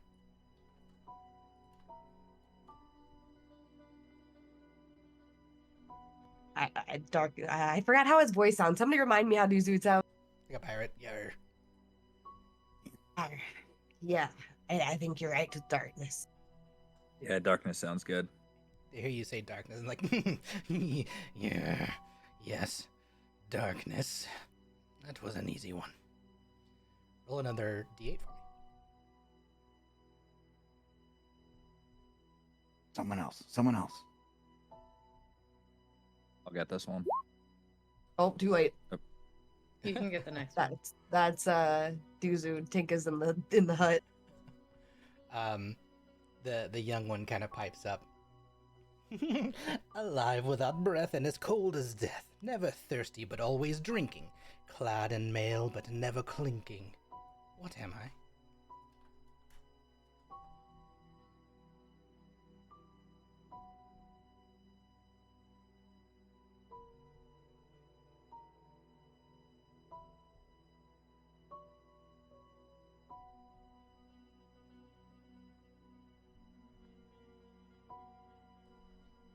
Tinka, roll for me, or Bridget, I guess. Not a Tinka roll. Let's do a Duzude roll. I just call this a nature check. Okay.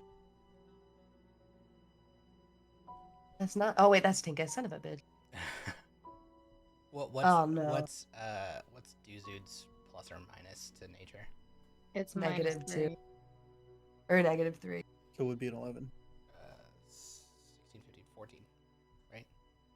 If we took his first one. No, because The- Tinka has a The plus- D20 itself was Oh a yeah, 14. you're right. So applying the modifier Yeah, -3 would make it a that's right. negative. Would make it 11. An 11. I think Duzude would like look down at the water and see like the flickering of a tail of a fish.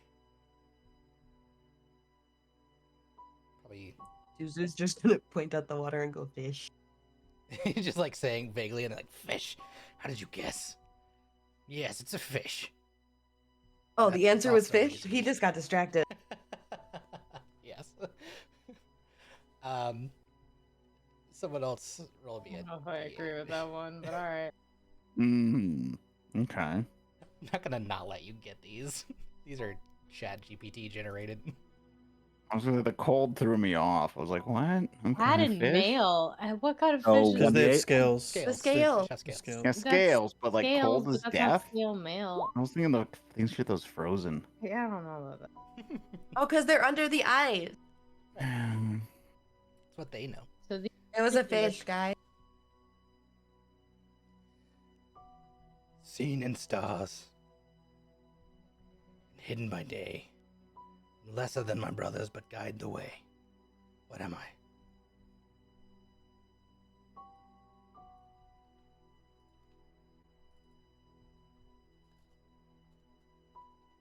Anna's gonna whisper again in case she's wrong. A moon?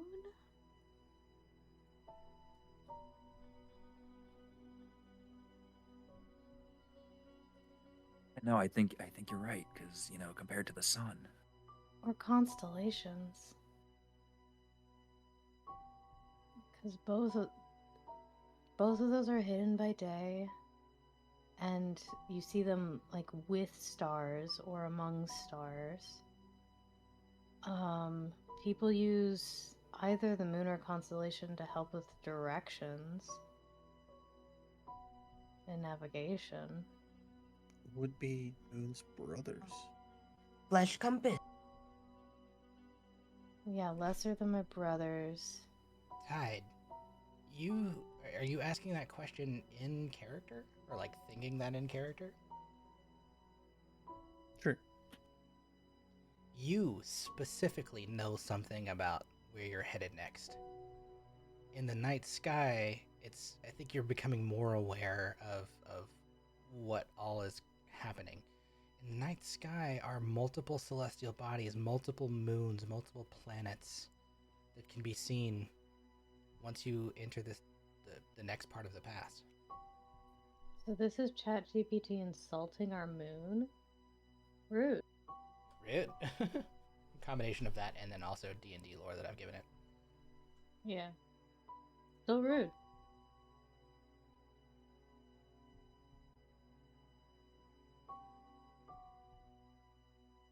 So, are we looking for a specific constellation? No, I think he's saying the moon, right?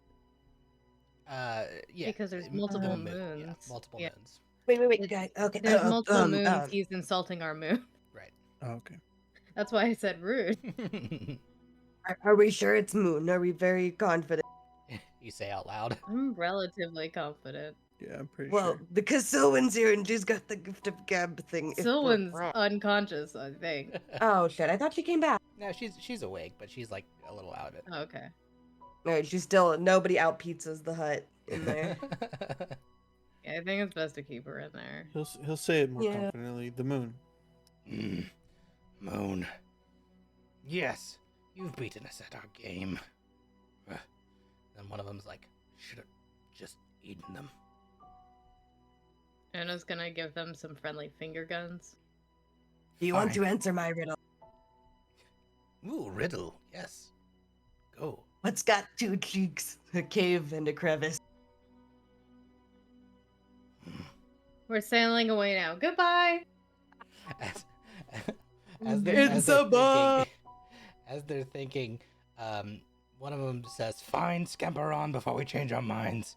Your reward is your lives. And I suppose you may have this as a gift as well from Our Lady." He strikes at the ground. This large, kind of like jagged piece of ice comes up, and inside is this red kind of glow. And it tosses it down to you on the deck.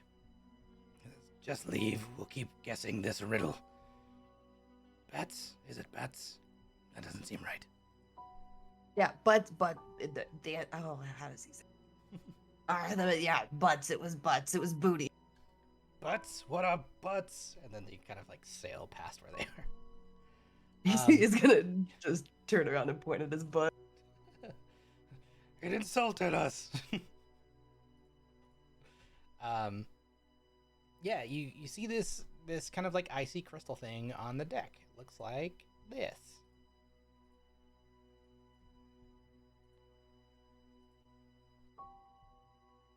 Did I they like say the look of that. lady?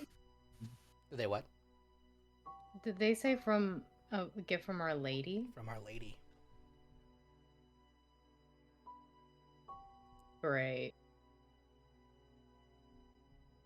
Without touching it, Himothy is going to use one of these on it just to see if anything picks up. Divine sense. I would say like it doesn't give off any particular like evil vibes, but the manticores do from behind you. Nothing celestial fiend or undead particularly about it. Maybe fiendish, but not evil.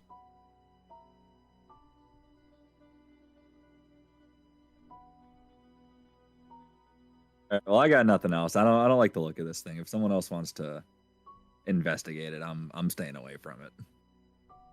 I'm not touching it. Doozy will touch it. It's cold. It feels just like a shard of ice. He's going to not react that way. He's going to go, "Ah, Like he's burning tell alive. my reavers I love him. Them." I love him. Singular. And then he's gonna try and sneak it in his pocket. Okay. Roll for me a stealth. What does the D mean? Disadvantage? Disadvantage. Yeah. I rolled the same thing twice. Yeah. Very successful stealth. I think that beats everyone's passive perception. Yeah, just slips it in his pocket. Maybe makes it look like you kicked it overboard. He opens one eye, looks around, and then goes back, like sticks out his tongue and pretends to be dead. Love it. Does this leave any watermarks on his pants? No, it's frozen, but it doesn't seem to be exactly like ice. It's like perpetually cold.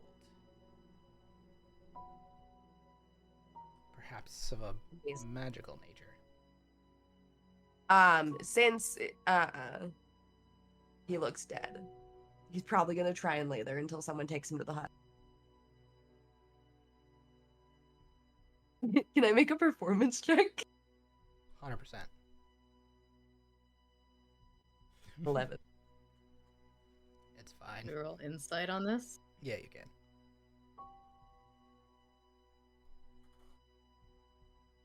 Anna doesn't The do one anything. time buying you it. roll good. The one time I roll fine. Who's dumb? Himothy, are you here? Yep, Himothy's dumb. Yeah, roll a check. Roll an insight for me.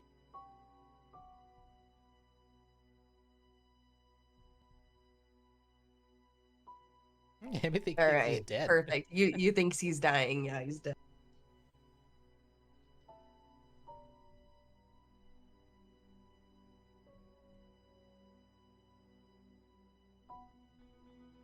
And Timothy does nothing but just. He I does guess nothing, I guess. Timothy fully He's- believes it and doesn't Yuzu do died. it. Surely the Reavers think he's sick, right? Okay. The Reavers are not smart. A few of the Reavers probably come over. They're like, Duzu, slapping him on his face. Guys, his tongue is He's just sticking go- out of his mouth. He's not dead. Are you sure? Alright. He's done this before when he died. I want you to repeat that back to When yourself done this and died think it for over. war? I want you to think that over, what you Yes, just said. The last time he died, he dies. I don't know, every once in a while, and then he wakes up. That's I want you to think that over And then he wakes and up. come up with why that's not right and why he's fine right now. I don't. Do you get it? I don't know. He dies. Most Every- people don't. Most people don't come back to life without some help. They all look to you. Selwyn. I had some help, and she'll point to Timothy. Timothy will just stand understand there the and wave like irony. an idiot. I understand the irony of me saying this right now. I had some help, and there's some physical evidence that I died. And she'll grab a piece of silver hair and hold it up.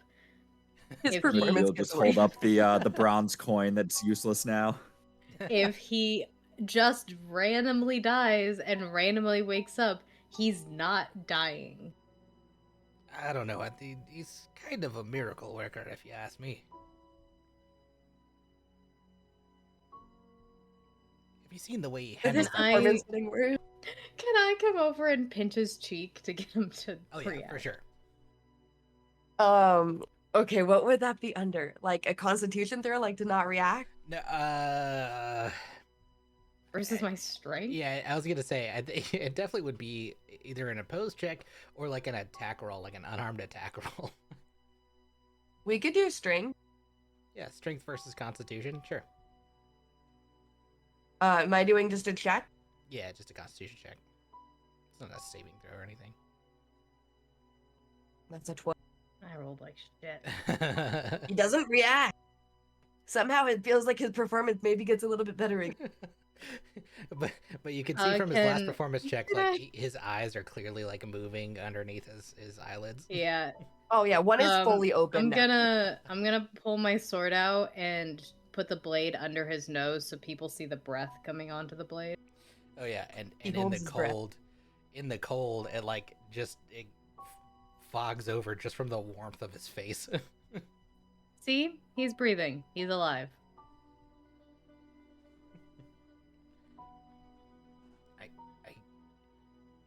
I think he's still dead. Maybe we should take him to see Sariel. She could probably bring him back, right? Oh, he's very convincing now.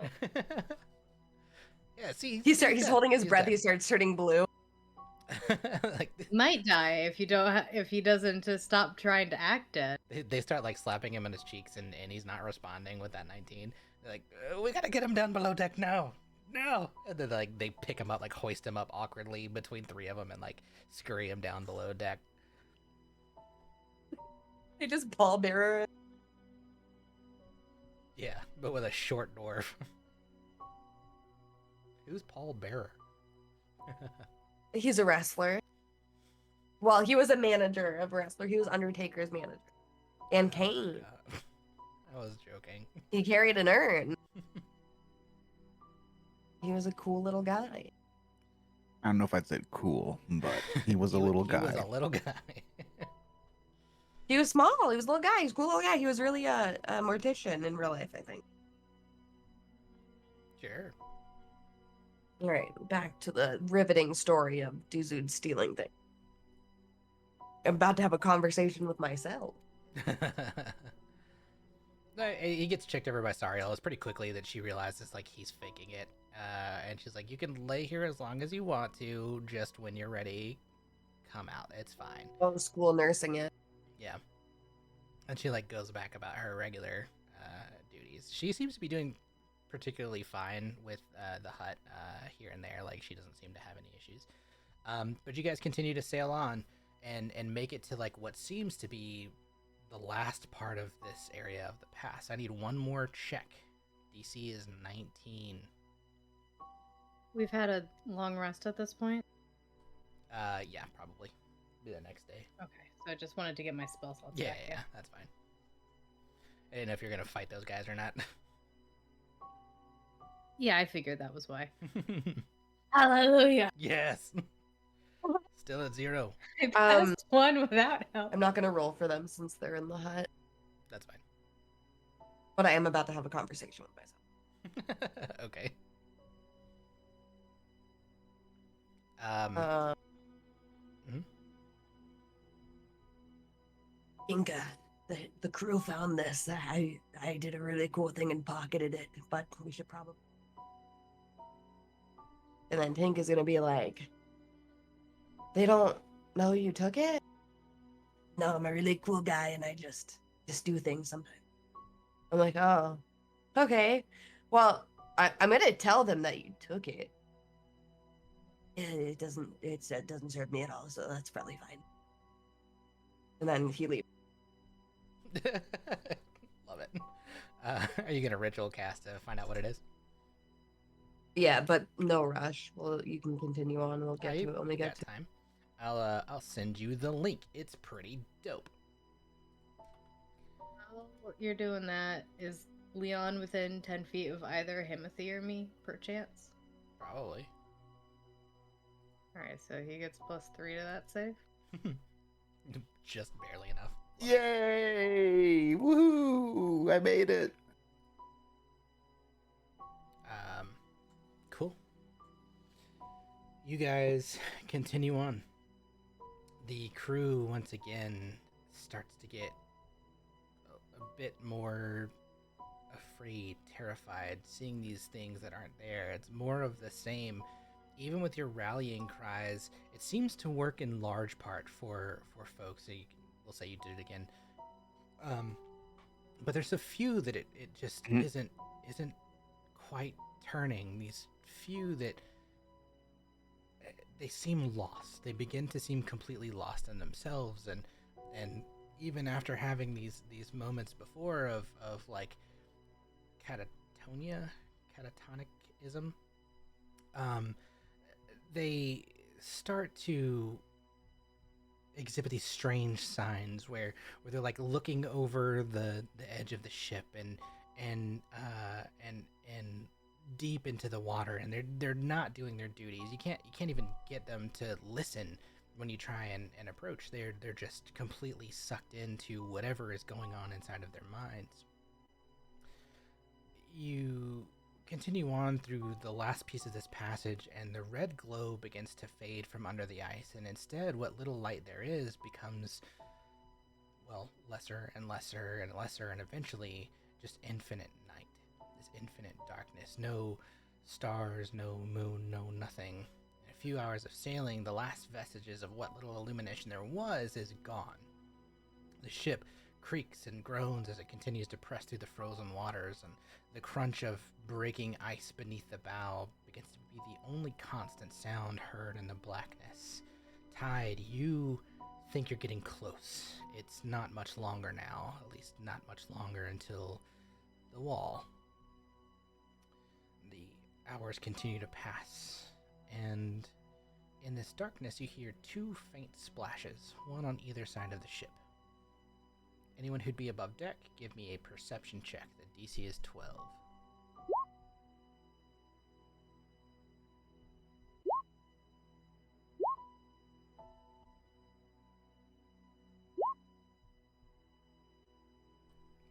Tide, Himothy.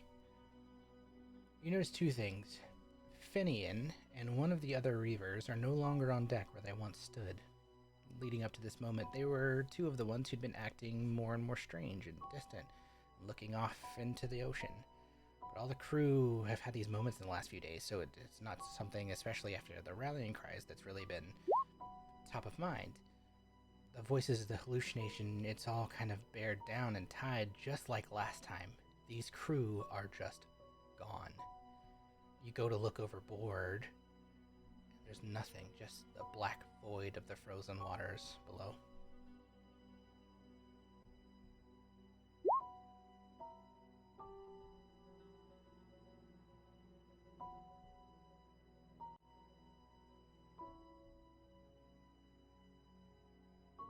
So it's just gone? Yeah. This happened last time. Just crew who jumped off the ship. They went below the surface in the icy brine. Even if you were to call man overboard, you would see nothing to try and gather them. I heard 2 splashes. 2 splashes.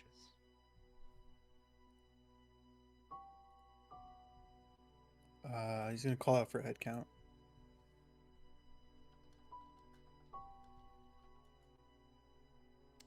You gather everyone on deck, and you do notice Finian is gone. Another one of the Reavers is gone. One of the ones that hung out with Duzud. Just not present.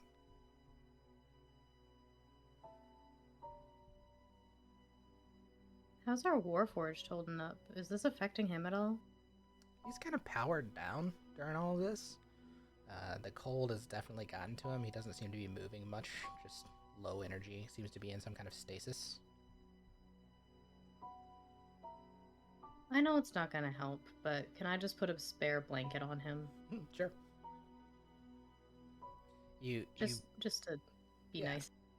you place the blanket, and you when you find him, he's in the southernmost parts of the lowest part of the deck. He kind of is like situated himself in one of the cargo hold areas as to like not take up too much space, and he's kind of in the same position that you found him in, like tucked down, that little bit of powering down that he had before, except you do see his eyes, they glow a little bit, and when you come down and place the blanket, he does move, and looks up to you, and just simple thank you.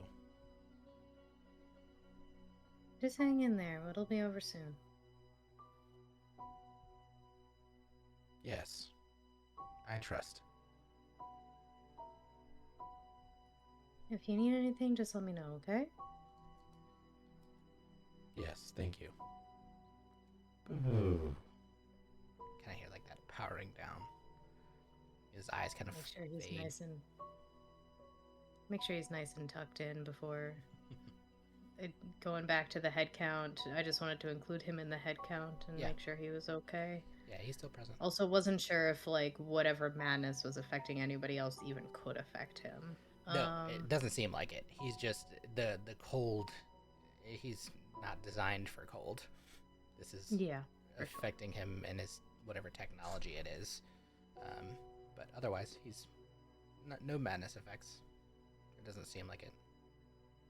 Okay. I'm gonna do another sort of heroism round with the most hurt looking. I'm only gonna do it for I'm gonna do 2 first level spell slots, so the 2 most like freaked out looking. I'm just gonna try to bring them down a level of madness at least. Yeah, you do find one more Reaver who was kind of in the same state of just absolute paranoia. Um, the same long, drawn off kind of look staring into the deep waters below. And when you go and cast this heroism, they step back from the railing and kind of like turn. There's still very much a fear in their eyes. You can just see and sense how bad this has gotten for them. But whatever that little push was, seems it may have pulled them back from the brink. Keep your head on, alright? We don't need you jumping in there. The water doesn't need you as much as we do. Yeah, I hope we get through this soon. This is terrible. We'll get through this, okay? Yeah. Okay. We've still got a job to do. Yeah. Tide will get the Let's rest of the focus on the crew and work. force them into buddy system. Love that. Okay, cool. Yeah, they all kind of pair off. TJ and Asher, the twins, they get together and hanging out by themselves. When they do that, and like you kind of realize they're like trying to make sure they're acquainting themselves with each other a little bit more and spending more time together, you do see like just a general morale boost. I was gonna have you do a rally. The DC was gonna be 20, but with that, it's gonna be 16. Go ahead and do a persuasion check, and you get this at advantage for being the captain. Oh, I was gonna help. Damn it. Okay, fine. I was We also can say gonna it's help. The help action, is being the captain.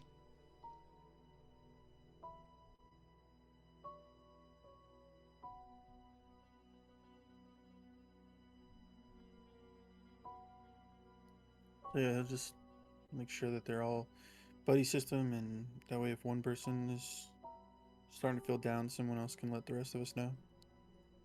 Cool. Yeah, just roll for me persuasion advantage, and we'll see how that goes. Okay.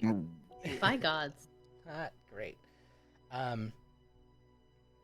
Okay.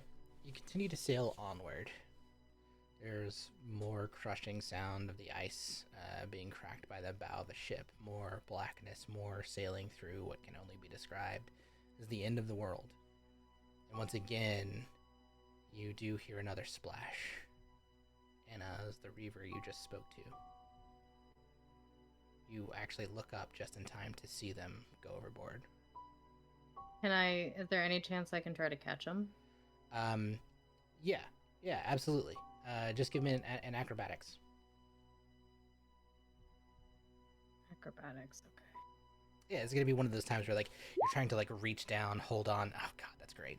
Yeah, they're what you witness is like you're kind of still standing by, right? You're talking to the crew, and you witness as this person begins to jump off the deck, and you grab one of the ropes and you hang low real quickly, and you grab their collar, and their feet splash into the water, and then you can pull them back up.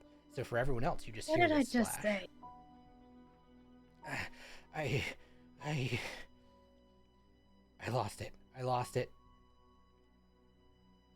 Get your head on straight. You've got this. You are stronger than the madness is. They were calling to me. We put him in the Can't hut. you hear them?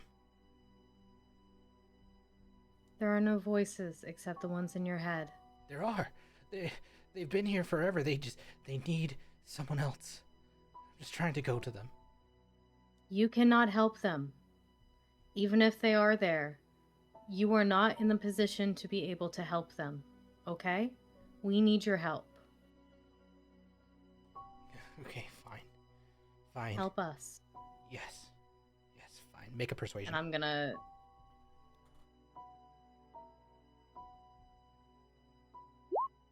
Thank God. God, I rolled high too, but a nat 20 is still gonna way beat them. Yeah, this is a rally that turns it around for them. Like they heard your words, they were empty words. The madness is still just driving deep.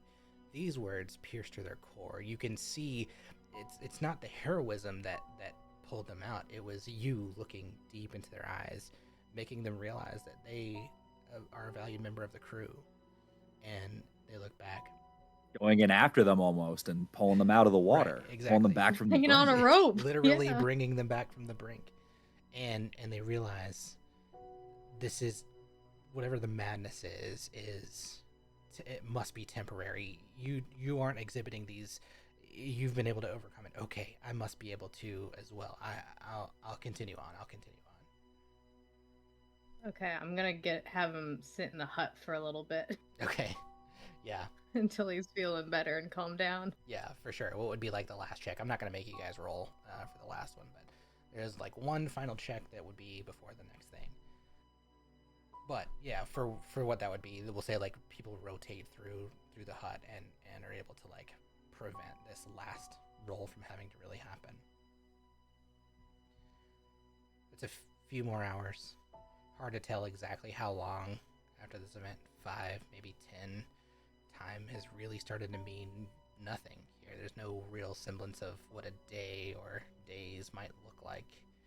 The clouds, though, eventually begin to break above, and for the first time you can see the stars and moon, probably in the last week or better. But through the parted clouds, you can make out this swirling wall of cloud, almost like a tornado that's miles wide, and you hear rumbling in the distance. It grows louder as you sail onward.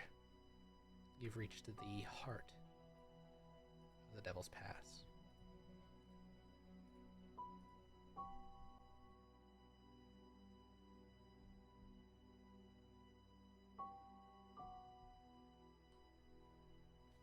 Tide, it's time for preparations, final preparations. Last time you were here, you know that this seemed like a facade. It wasn't quite as big, though. It was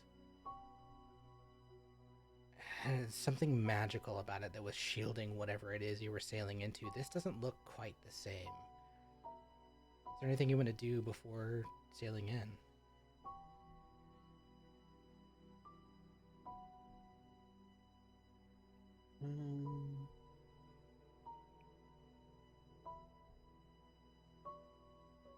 Nothing in particular, I don't think.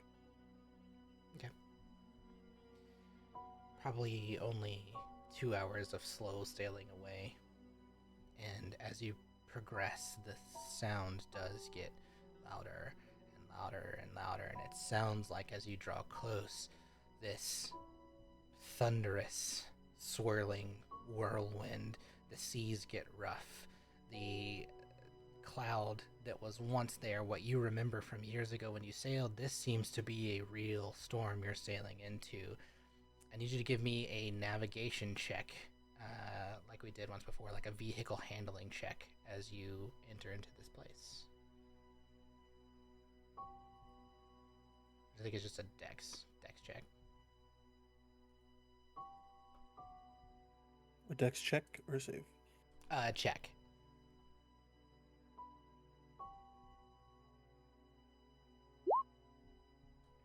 Dang it. Okay. The seas are Did you just say incredibly dang? rough. Tide, you've sailed this before. You weren't at the helm, but you were part of the crew, the last remaining of the crew that made it through this before. You are not afraid of entering into this pass, or this part of the pass, the heart. And so you sail in. The nose of the ship begins to rock. The bow rocks, and the whole ship begins to shake underneath the weight of this swirling wind. As you cross into it, the wind is blowing fiercely, maybe 100 miles per hour. It's fast. It's trying to push you off course. You feel the whole boat shift underneath the current and the wake that's being created by this wind, and yet you hold firm on the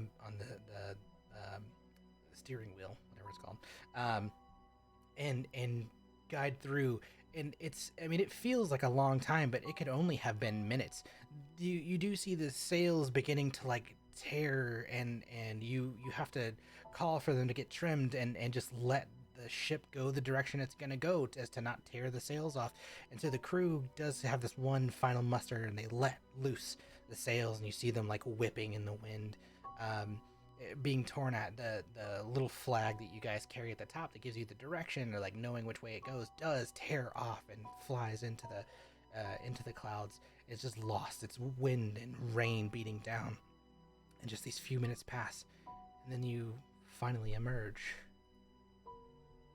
Weeks of sailing in endless black, and you emerge into a wondrous sight.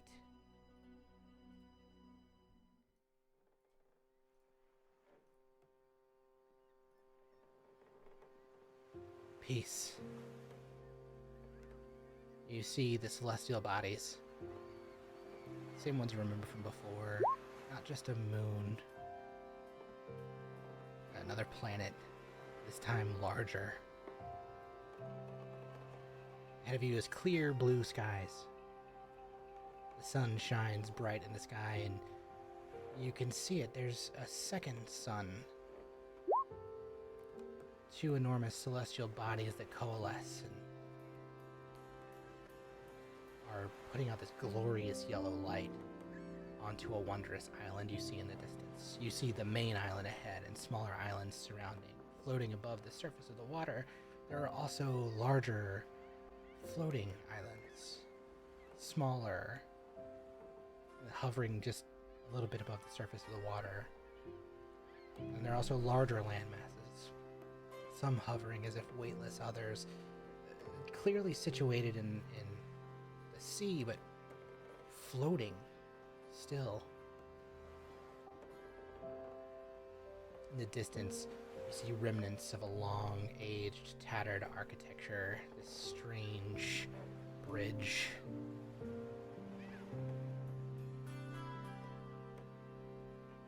Architecture's weird here, alien. This is not like the Fae. It's not like Kyrios, though there are common plants, flora that you've seen on the planet, but not quite the same. But you're home free. You know where you're headed now. You know where to go to get to this island. Seas are clear. You got a few hours. First real Does the sense. Is the architecture anything that Leon recalls? Give me a history check.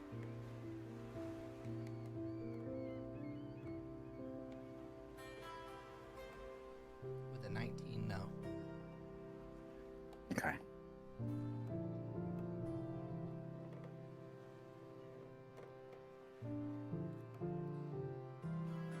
This is the smoothest sailing you've had. Yeah, I was just gonna say, now that we're through the pass, I want Leon to go around through like the crew and just like, hey everyone, we made it, thank you, good job. And then just kind of do like a quick sanity check to make sure that everyone is kind of, Yeah. doing okay. Yeah, you see the crew that had been with you like on deck. They're like cheering. You can see like the beauty that they're now witnessing is it's turned everything around almost immediately. Like the sense of madness that had become them and overwhelmed them now. Like they're in awe. Those who are below deck, some of them run down. Some of the Reavers run down and bring the rest of the crew. They wake them from. Well, if they were still sleeping, but most of them weren't from a little bit of stormy passage.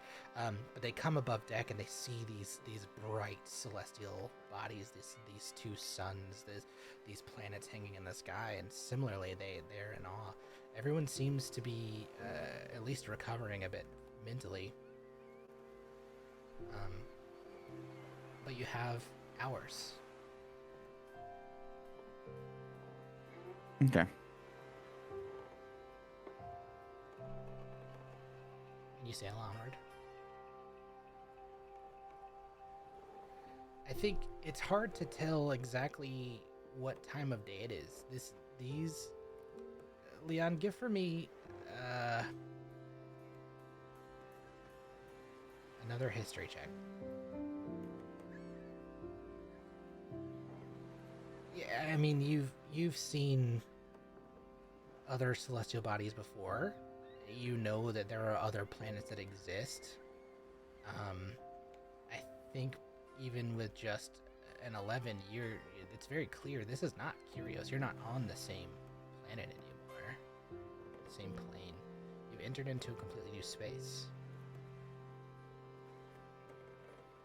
Okay. Leon will definitely share that with everyone. He'll be like, yeah, I don't think we're in Kansas anymore, everyone.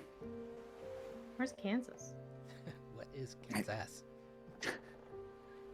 It's a figure of speech. It's a strange figure of speech. Anyway, what's with this boat over here? Is that another person? It's just wreckage from perhaps others that tried to sail. Wreckage. Yeah. Others made it through that passage on that little boat. Good for them. Hard to say.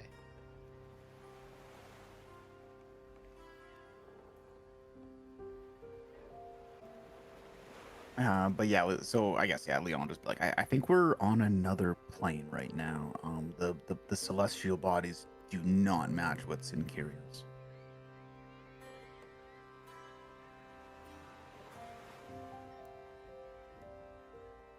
The crew, as you're having this conversation, I would imagine is pretty open as you're saying this. They're like, what do you mean? What do you mean we're not on Kyrios anymore? How? We sailed through a storm. Well, I know much of the arcane arts, but I will not claim to be an expert. And I do not know exactly how we came to be. Obviously, something in that storm. Either we were transported or we went through some kind of gateway, or the Devil's Pass in and of itself is the pathway, but we appear to be somewhere else. Maybe we're all dead and this is our bodies hallucinating before we just shut down. Everyone died. Leon, give me a perception check.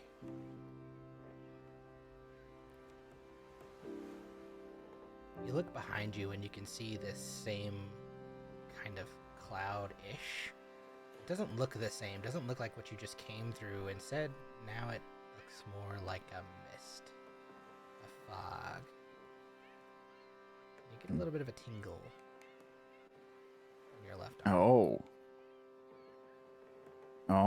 Leon holds. Wait, is it dark out? It's not dark exactly. It's kind of like this perpetual twilight. You hold out your arm, I take it. Yeah. Leon holds up his arm and he looks at it. The compass is glowing. Tide, and he's gonna run over to Tide, and he's gonna point out his glowing arm, and he's gonna say, I got something on the flesh compass.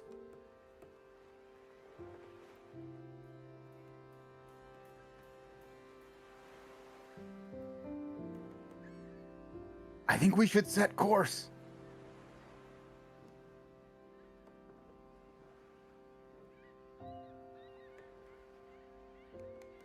Kyrios is still there, but Hmm.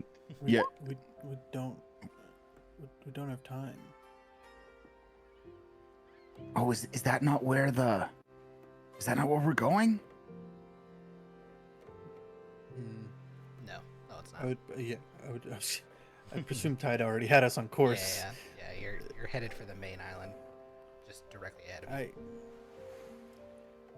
Okay. We can look into that later, but Okay, get I Viz there. assure you, Yeah. We need to help Viz first. I thought this would be where we would need to go to help Viz. We will go there after. yeah. Your arm still pulls you. You feel that tugging as you continue to sail further. You know where you need to go. For two reasons. They seem How- to be opposed.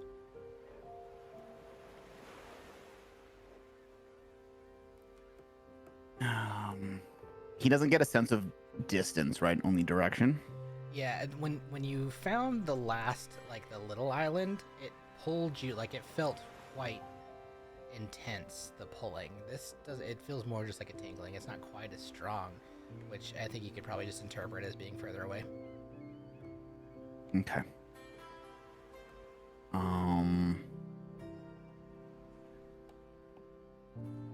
I think as long as that stays the same, Leon's gonna continue getting Viz to the fountain. For now.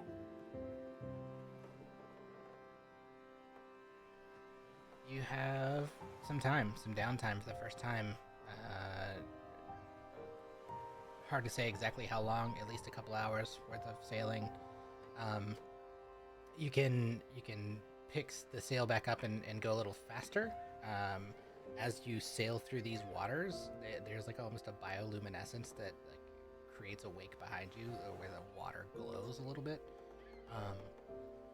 Anna, it seems a little bit similar to Fae things, but this very clearly has a different feel, right? Like you feel connected to the Fae when you're there. This is not that, but there are strange elements that are similar.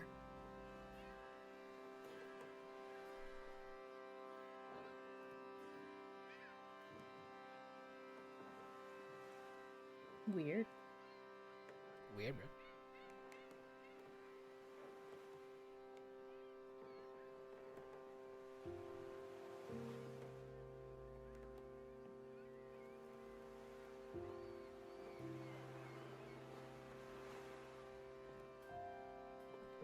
You said it's about half a day from here, right? Or half a day once we Roughly. get to the island. Okay. Yeah, so you know for certain you're probably 5 or 6 hours still out from the island itself. Preparations to journey inland. The island is similar to tropical islands that you have experienced before. The vegetation's a little bit different, navigating's a little bit different. You probably know generally where you're going. Once you get there, you can sail around the backside of the island and get to kind of an area that's like a little bit of a cove where you guys landed last time. The fountain itself is a little more inland from there, but yeah, you got some downtime. Anything you guys want to do? Can I check on Tundra? Yeah, Now we're out of the cold. absolutely. Yeah, you could go down and find him still below deck, but he's standing when you get down there. He's taken the blanket off, and he seems to like be trying to charge up enough. But he sees you coming. Hello? Feeling any better? Yes, much. This is a much more temperate climate Hopefully you're able to function better in this weather. Yes, I already feel my functions coming back. Thankfully. That's good to hear. Where are we? Um, I'm not super clear on that. It seems as if we are in another plane of existence. It's not the Fae, and it's not Kyrios. It's somewhere else. We're close to our destination. Strange. Are you saying we have entered some new locale? It seems that way. How would we have gotten here?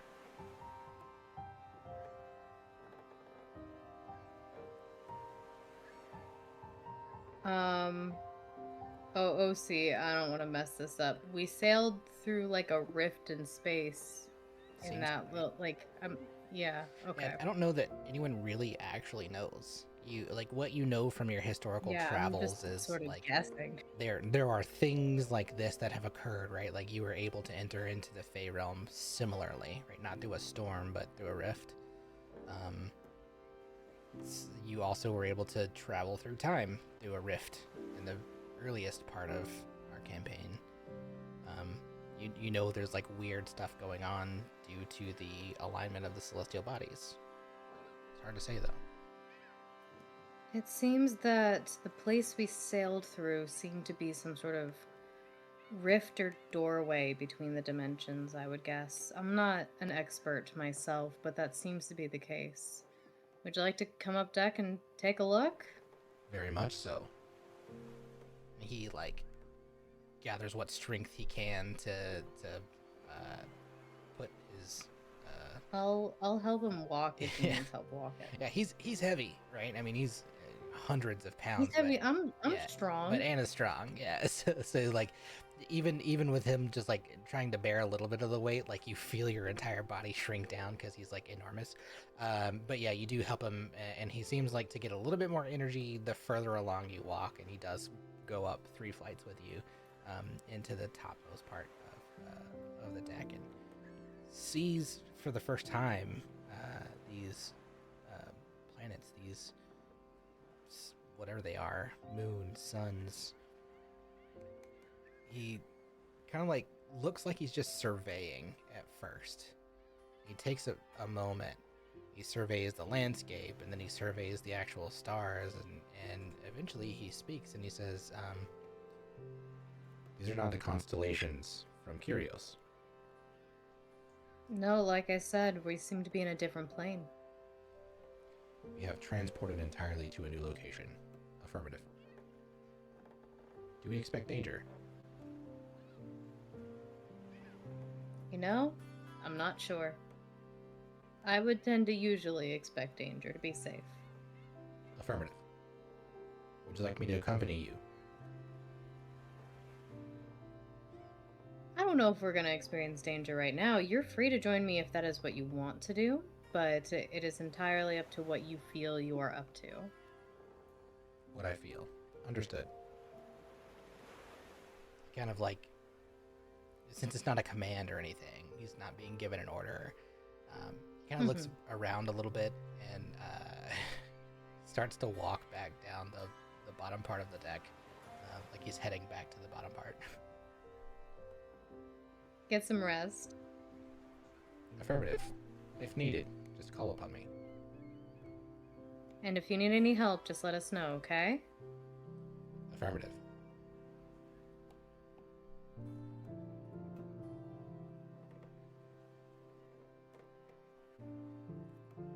Anything else from anybody? Less of a mechanical, more of a role play Yep. thing. Timothy's just gonna actually try and sleep after the exhausting trip that we just took through the pass in the first place. Absolutely. I'm not trying to get anything back. Timothy's just trying to sleep. Yeah, I think everyone's exhausted, right?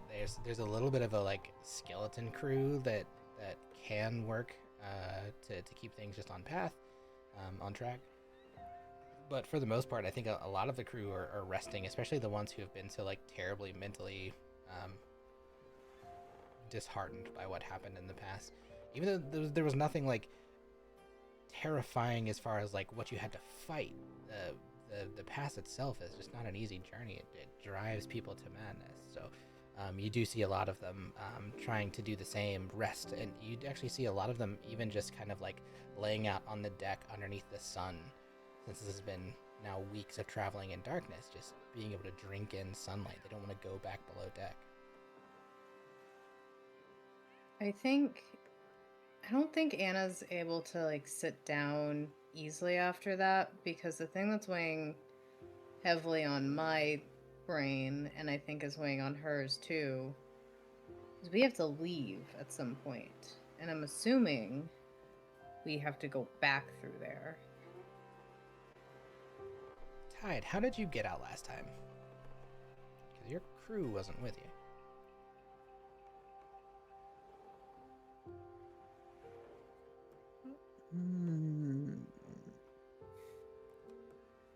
World build me with me for a moment. Okay, but I'm going to send you messages. Sounds He good. tied 2 sea turtles together with the hair on his back. Please tell me there's a magic door that we can just sail through that brings us to a much better location that's not there. Let's pause for a moment while we find out. Hmm. Yeah, that's the Hmm. entire time we're sailing through there, and it's like, we go through all of this suffering to get to this great spot. I'm like, great, How do we let's how do we it leave? again. Do we get back? Exactly. So that's, I don't think Anna's able to sort of relax, because she's sort of like, everyone else is like, oh, the worst is over, and she's sort of like, well, the worst is gonna come again. Does she I kind of think say that Ricky out loud? realizes he Does could. she kind of express that to the rest of everyone? No, but I think she looks tense. I think she doesn't want to spoil the mood, let everybody else celebrate and relax while they can. But I don't think she's at ease like everyone else seems to be. I mean, I think Timothy would realize, like, yeah, we have to go Is back that through that as well. So let me rest while I can. Not Mhm. necessarily that, like, oh, the worst is behind us now. It's going to be easy from here on out. Oh, for sure. is But yeah. is that something my 15 passive insight would have picked up? Do you think, since the DM is busy world building over there? I don't know if you pick up that exact thought process. I think you'd pick up that she's uneasy, but I don't know. Hmm. Like, there could be any number of reasons as to why, Yeah. logically. It's hard to pinpoint, oh, she's worried about this exact thing. Yeah, that's true. Okay, I'll keep. I won't do anything then.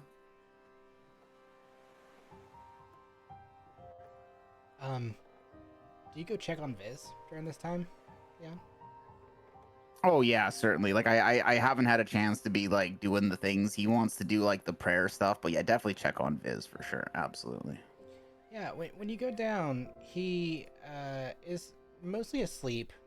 When you first go down there, he. Ha- Huh. I was gonna say, how much time again are we at here for the countdown? A couple hours. No, but like oh, that's all he's got left.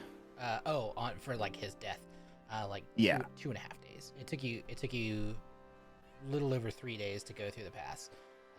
And Maybe then three, the 4 island days. we're sailing to is like Half a hours day. away or Yeah. days away. Half a day. Half a day. Okay. Sorry to interrupt. Continue. No, you're good. Those are great questions. Yeah, I mean, when you go down there, he's a bit distracted, trying to look out one of the portholes. But he sees you coming. Like when he sees you coming, he is, where are we? Did we make it? We sailed through the pass. Where we are, I honestly, Viz, I'm not sure if I know. We seem to have traveled through something. The celestial bodies in the sky are not the ones on Kyrios. I think we're somewhere else. They are not the same. You're saying we're someone else. cannot see them. Oh, do you need do you need me to help you? And Leon will kind of head over and try to like help him to see, or like does he need to like go up above deck? Like is there a window or? Yeah, so out the porthole, I mean, like what he's seeing is like compared to what you've seen now. Like you look out the porthole and you're able to see like it's very vague. Like you can see the vegetation and stuff, and it's fine. But not the celestial bodies like overhead like that. If he wanted to Okay. see that, he'd have to go to the top deck. Yeah, does he see, like, is he healthy enough that Leon can take him there? Like, how is he? Give me a medicine check.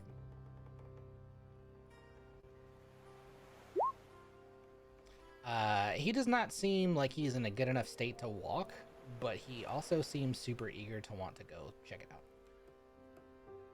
All right, Leon's just gonna try to like just get like someone else to help, like a crew member or like literally anyone else. He's gonna kind of like call for help, and then when they get there, one under each arm, and we're gonna haul him up to the deck so he can see where we're at.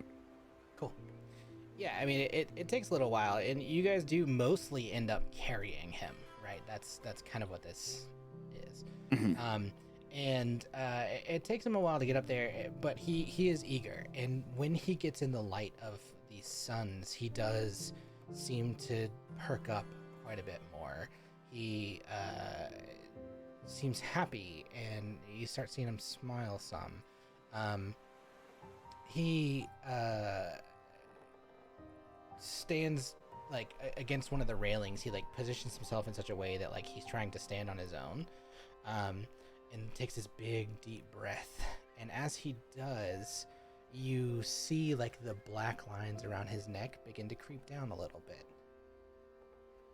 Oh, okay. Are you feeling better, Viz? Do you recognize this place? It does seem quite familiar. I don't know that I know it, though. But familiar. Feels kind of like home in a way. But it is not Kyrios. When you took that big breath there, it looked like the sickness. It looked like it kind of receded a little bit. I don't necessarily think that just the air in itself will cure you, but it seems like this is a place to be. Perhaps it is not like being home. Perhaps it's not that I recognize this place. It could just be that this place has something quite powerful, quite magical about it. And you like hear his voice strengthen. Like he's not this whimpering version of himself he was even below deck. He's gaining a little more strength just in his standing. He stands up a little bit straighter. Who's to say? This is strange nonetheless. Well, we need to get you healed because I think there might be another shard nearby, and I need to go and resolve that as well. But you are definitely the priority here. We need to get you ready to go. Shard, you say? Like the ones you carry? Yeah, yes, and he'll point to his flesh compass, and he'll say, I got another, it hit again. I think another shard's nearby. This is what happened the last time. You know where to go, you're saying? I believe so, yeah. I see. This is good news. You didn't know where to go before, right? You were uncertain. Yeah, well, it seems to only work when I'm, close enough, right? I see. And we are close enough. So it would appear.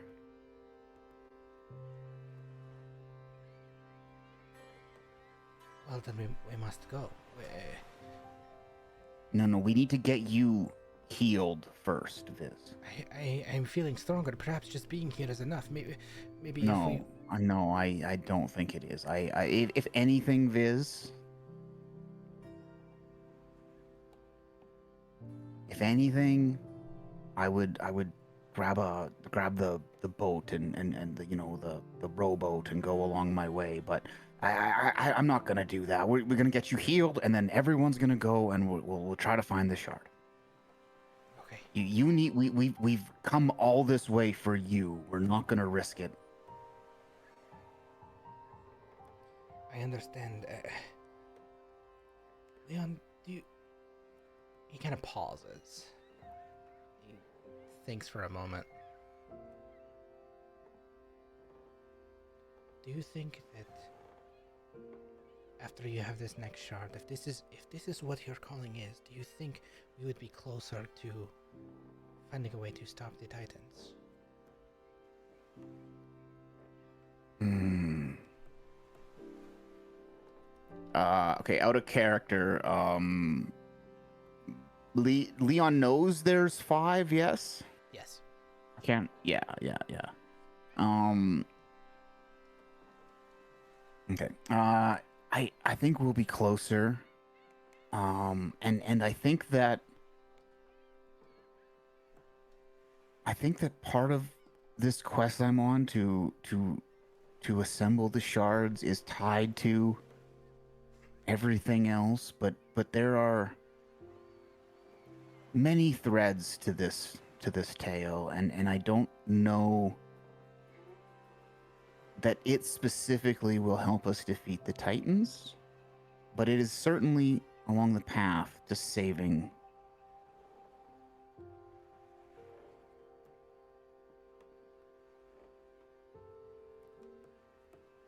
Saving the world. Is that what you're Yes. saying? Yes, well, saving, I mean, all of existence, really.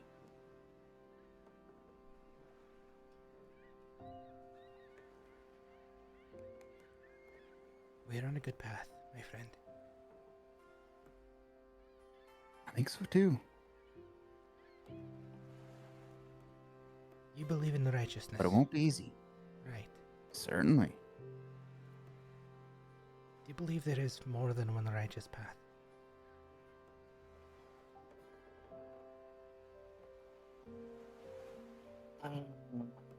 That is something I have been thinking about lately.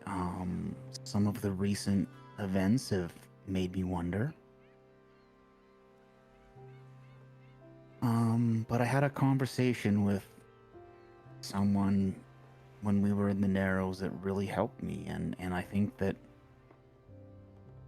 yeah, I think that there's more that there can certainly be more than one path considered righteous.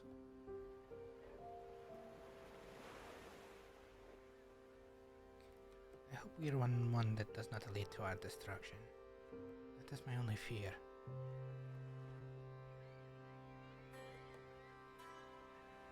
Well, I will do my best to ensure that all of my friends do not suffer anything like that. He kind of like hangs his head low. You speak as though you could know an outcome.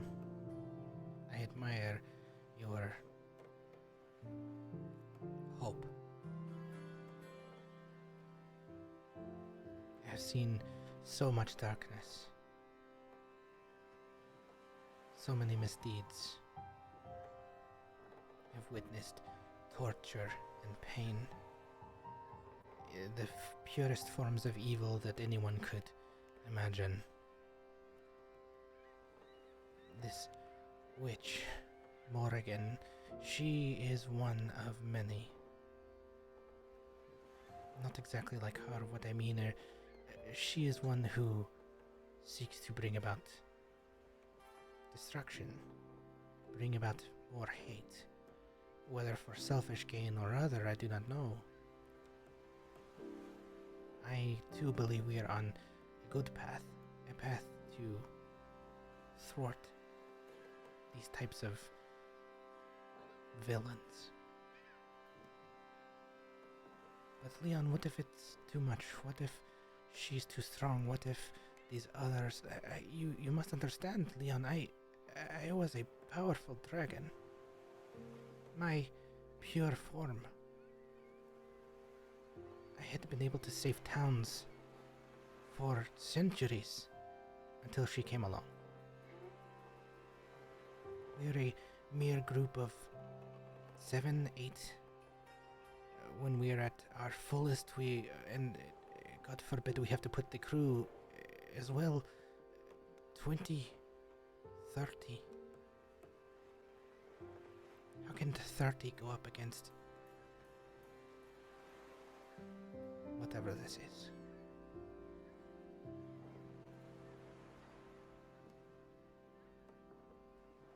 Well, I mean, we have to find a way, and whatever that looks like, whether it be finding new allies like the Enclave, or whether it be, saving the ones that we already have and yourself. We have people that have, I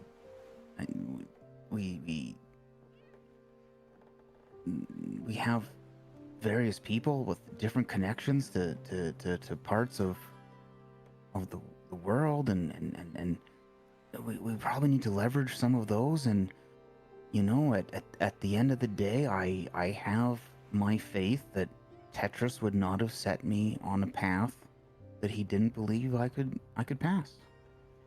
And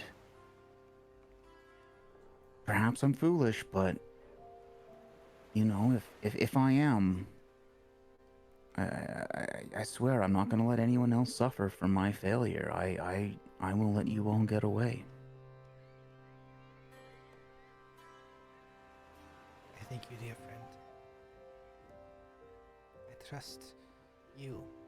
I trust Tetras. And I hope that we are on a path that is not just righteous, but brings about the outcome that we so desperately need. If it is for us to do.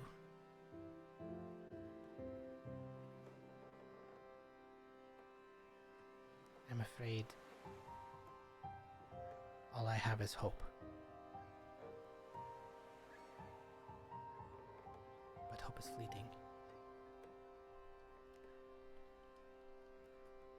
Well, perhaps after we bring you to the fountain, maybe you can have faith as well, and maybe that'll help. Perhaps. He leans again on this side of the ship, breathes deeply. He reaches for a side where the wound is, and he pulls the bandage back, and you can see it's still seeping with black ichor. He's still in a bad way. Make for me a medicine check.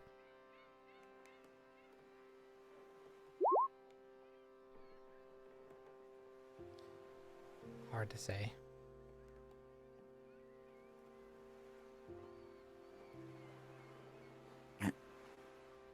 Do you? How are you feeling, Viz? I think we're closing in. I think Tide said about another half a day until the island we need to go to.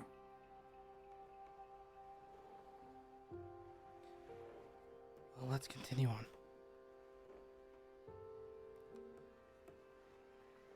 Okay.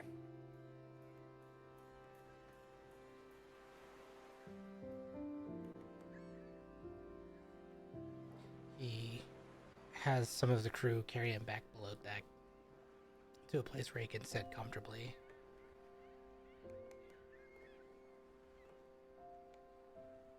And you guys continue sailing on. A few more hours of downtime if anyone has anything they want to do.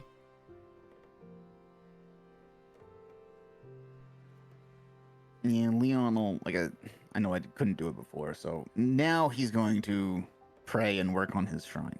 In his relaxed state. Yeah. Sweet, I love it. Yeah, you have time. I think for the most part, you just continue to see folks resting. Everyone's resting. Um,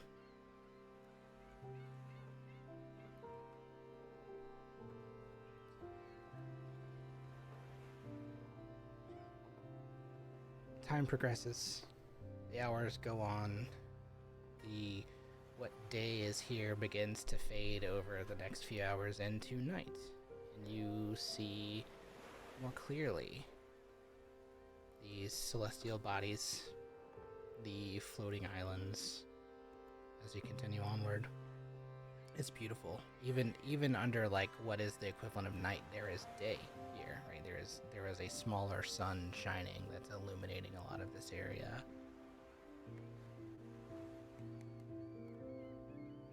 After a few hours, you do reach the border of the island you're headed towards.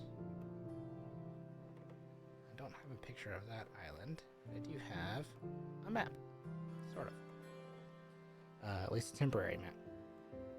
The coast and cove you're headed for is on this side. You have to sail around some of these other islands and eventually do make it. These borders on the left and right side are nothing.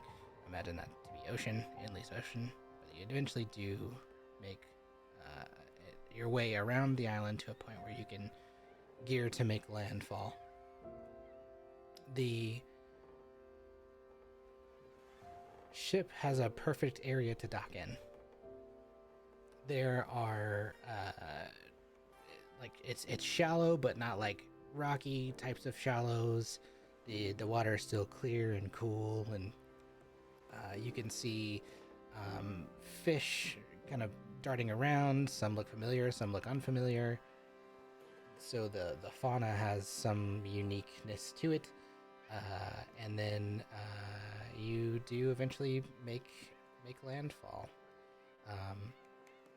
The next steps will go ahead and pause here.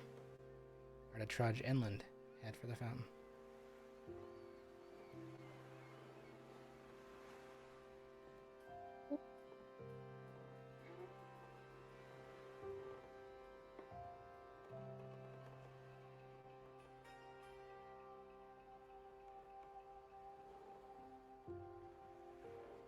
To be continued? To be continued. This will TBD. pick up next time.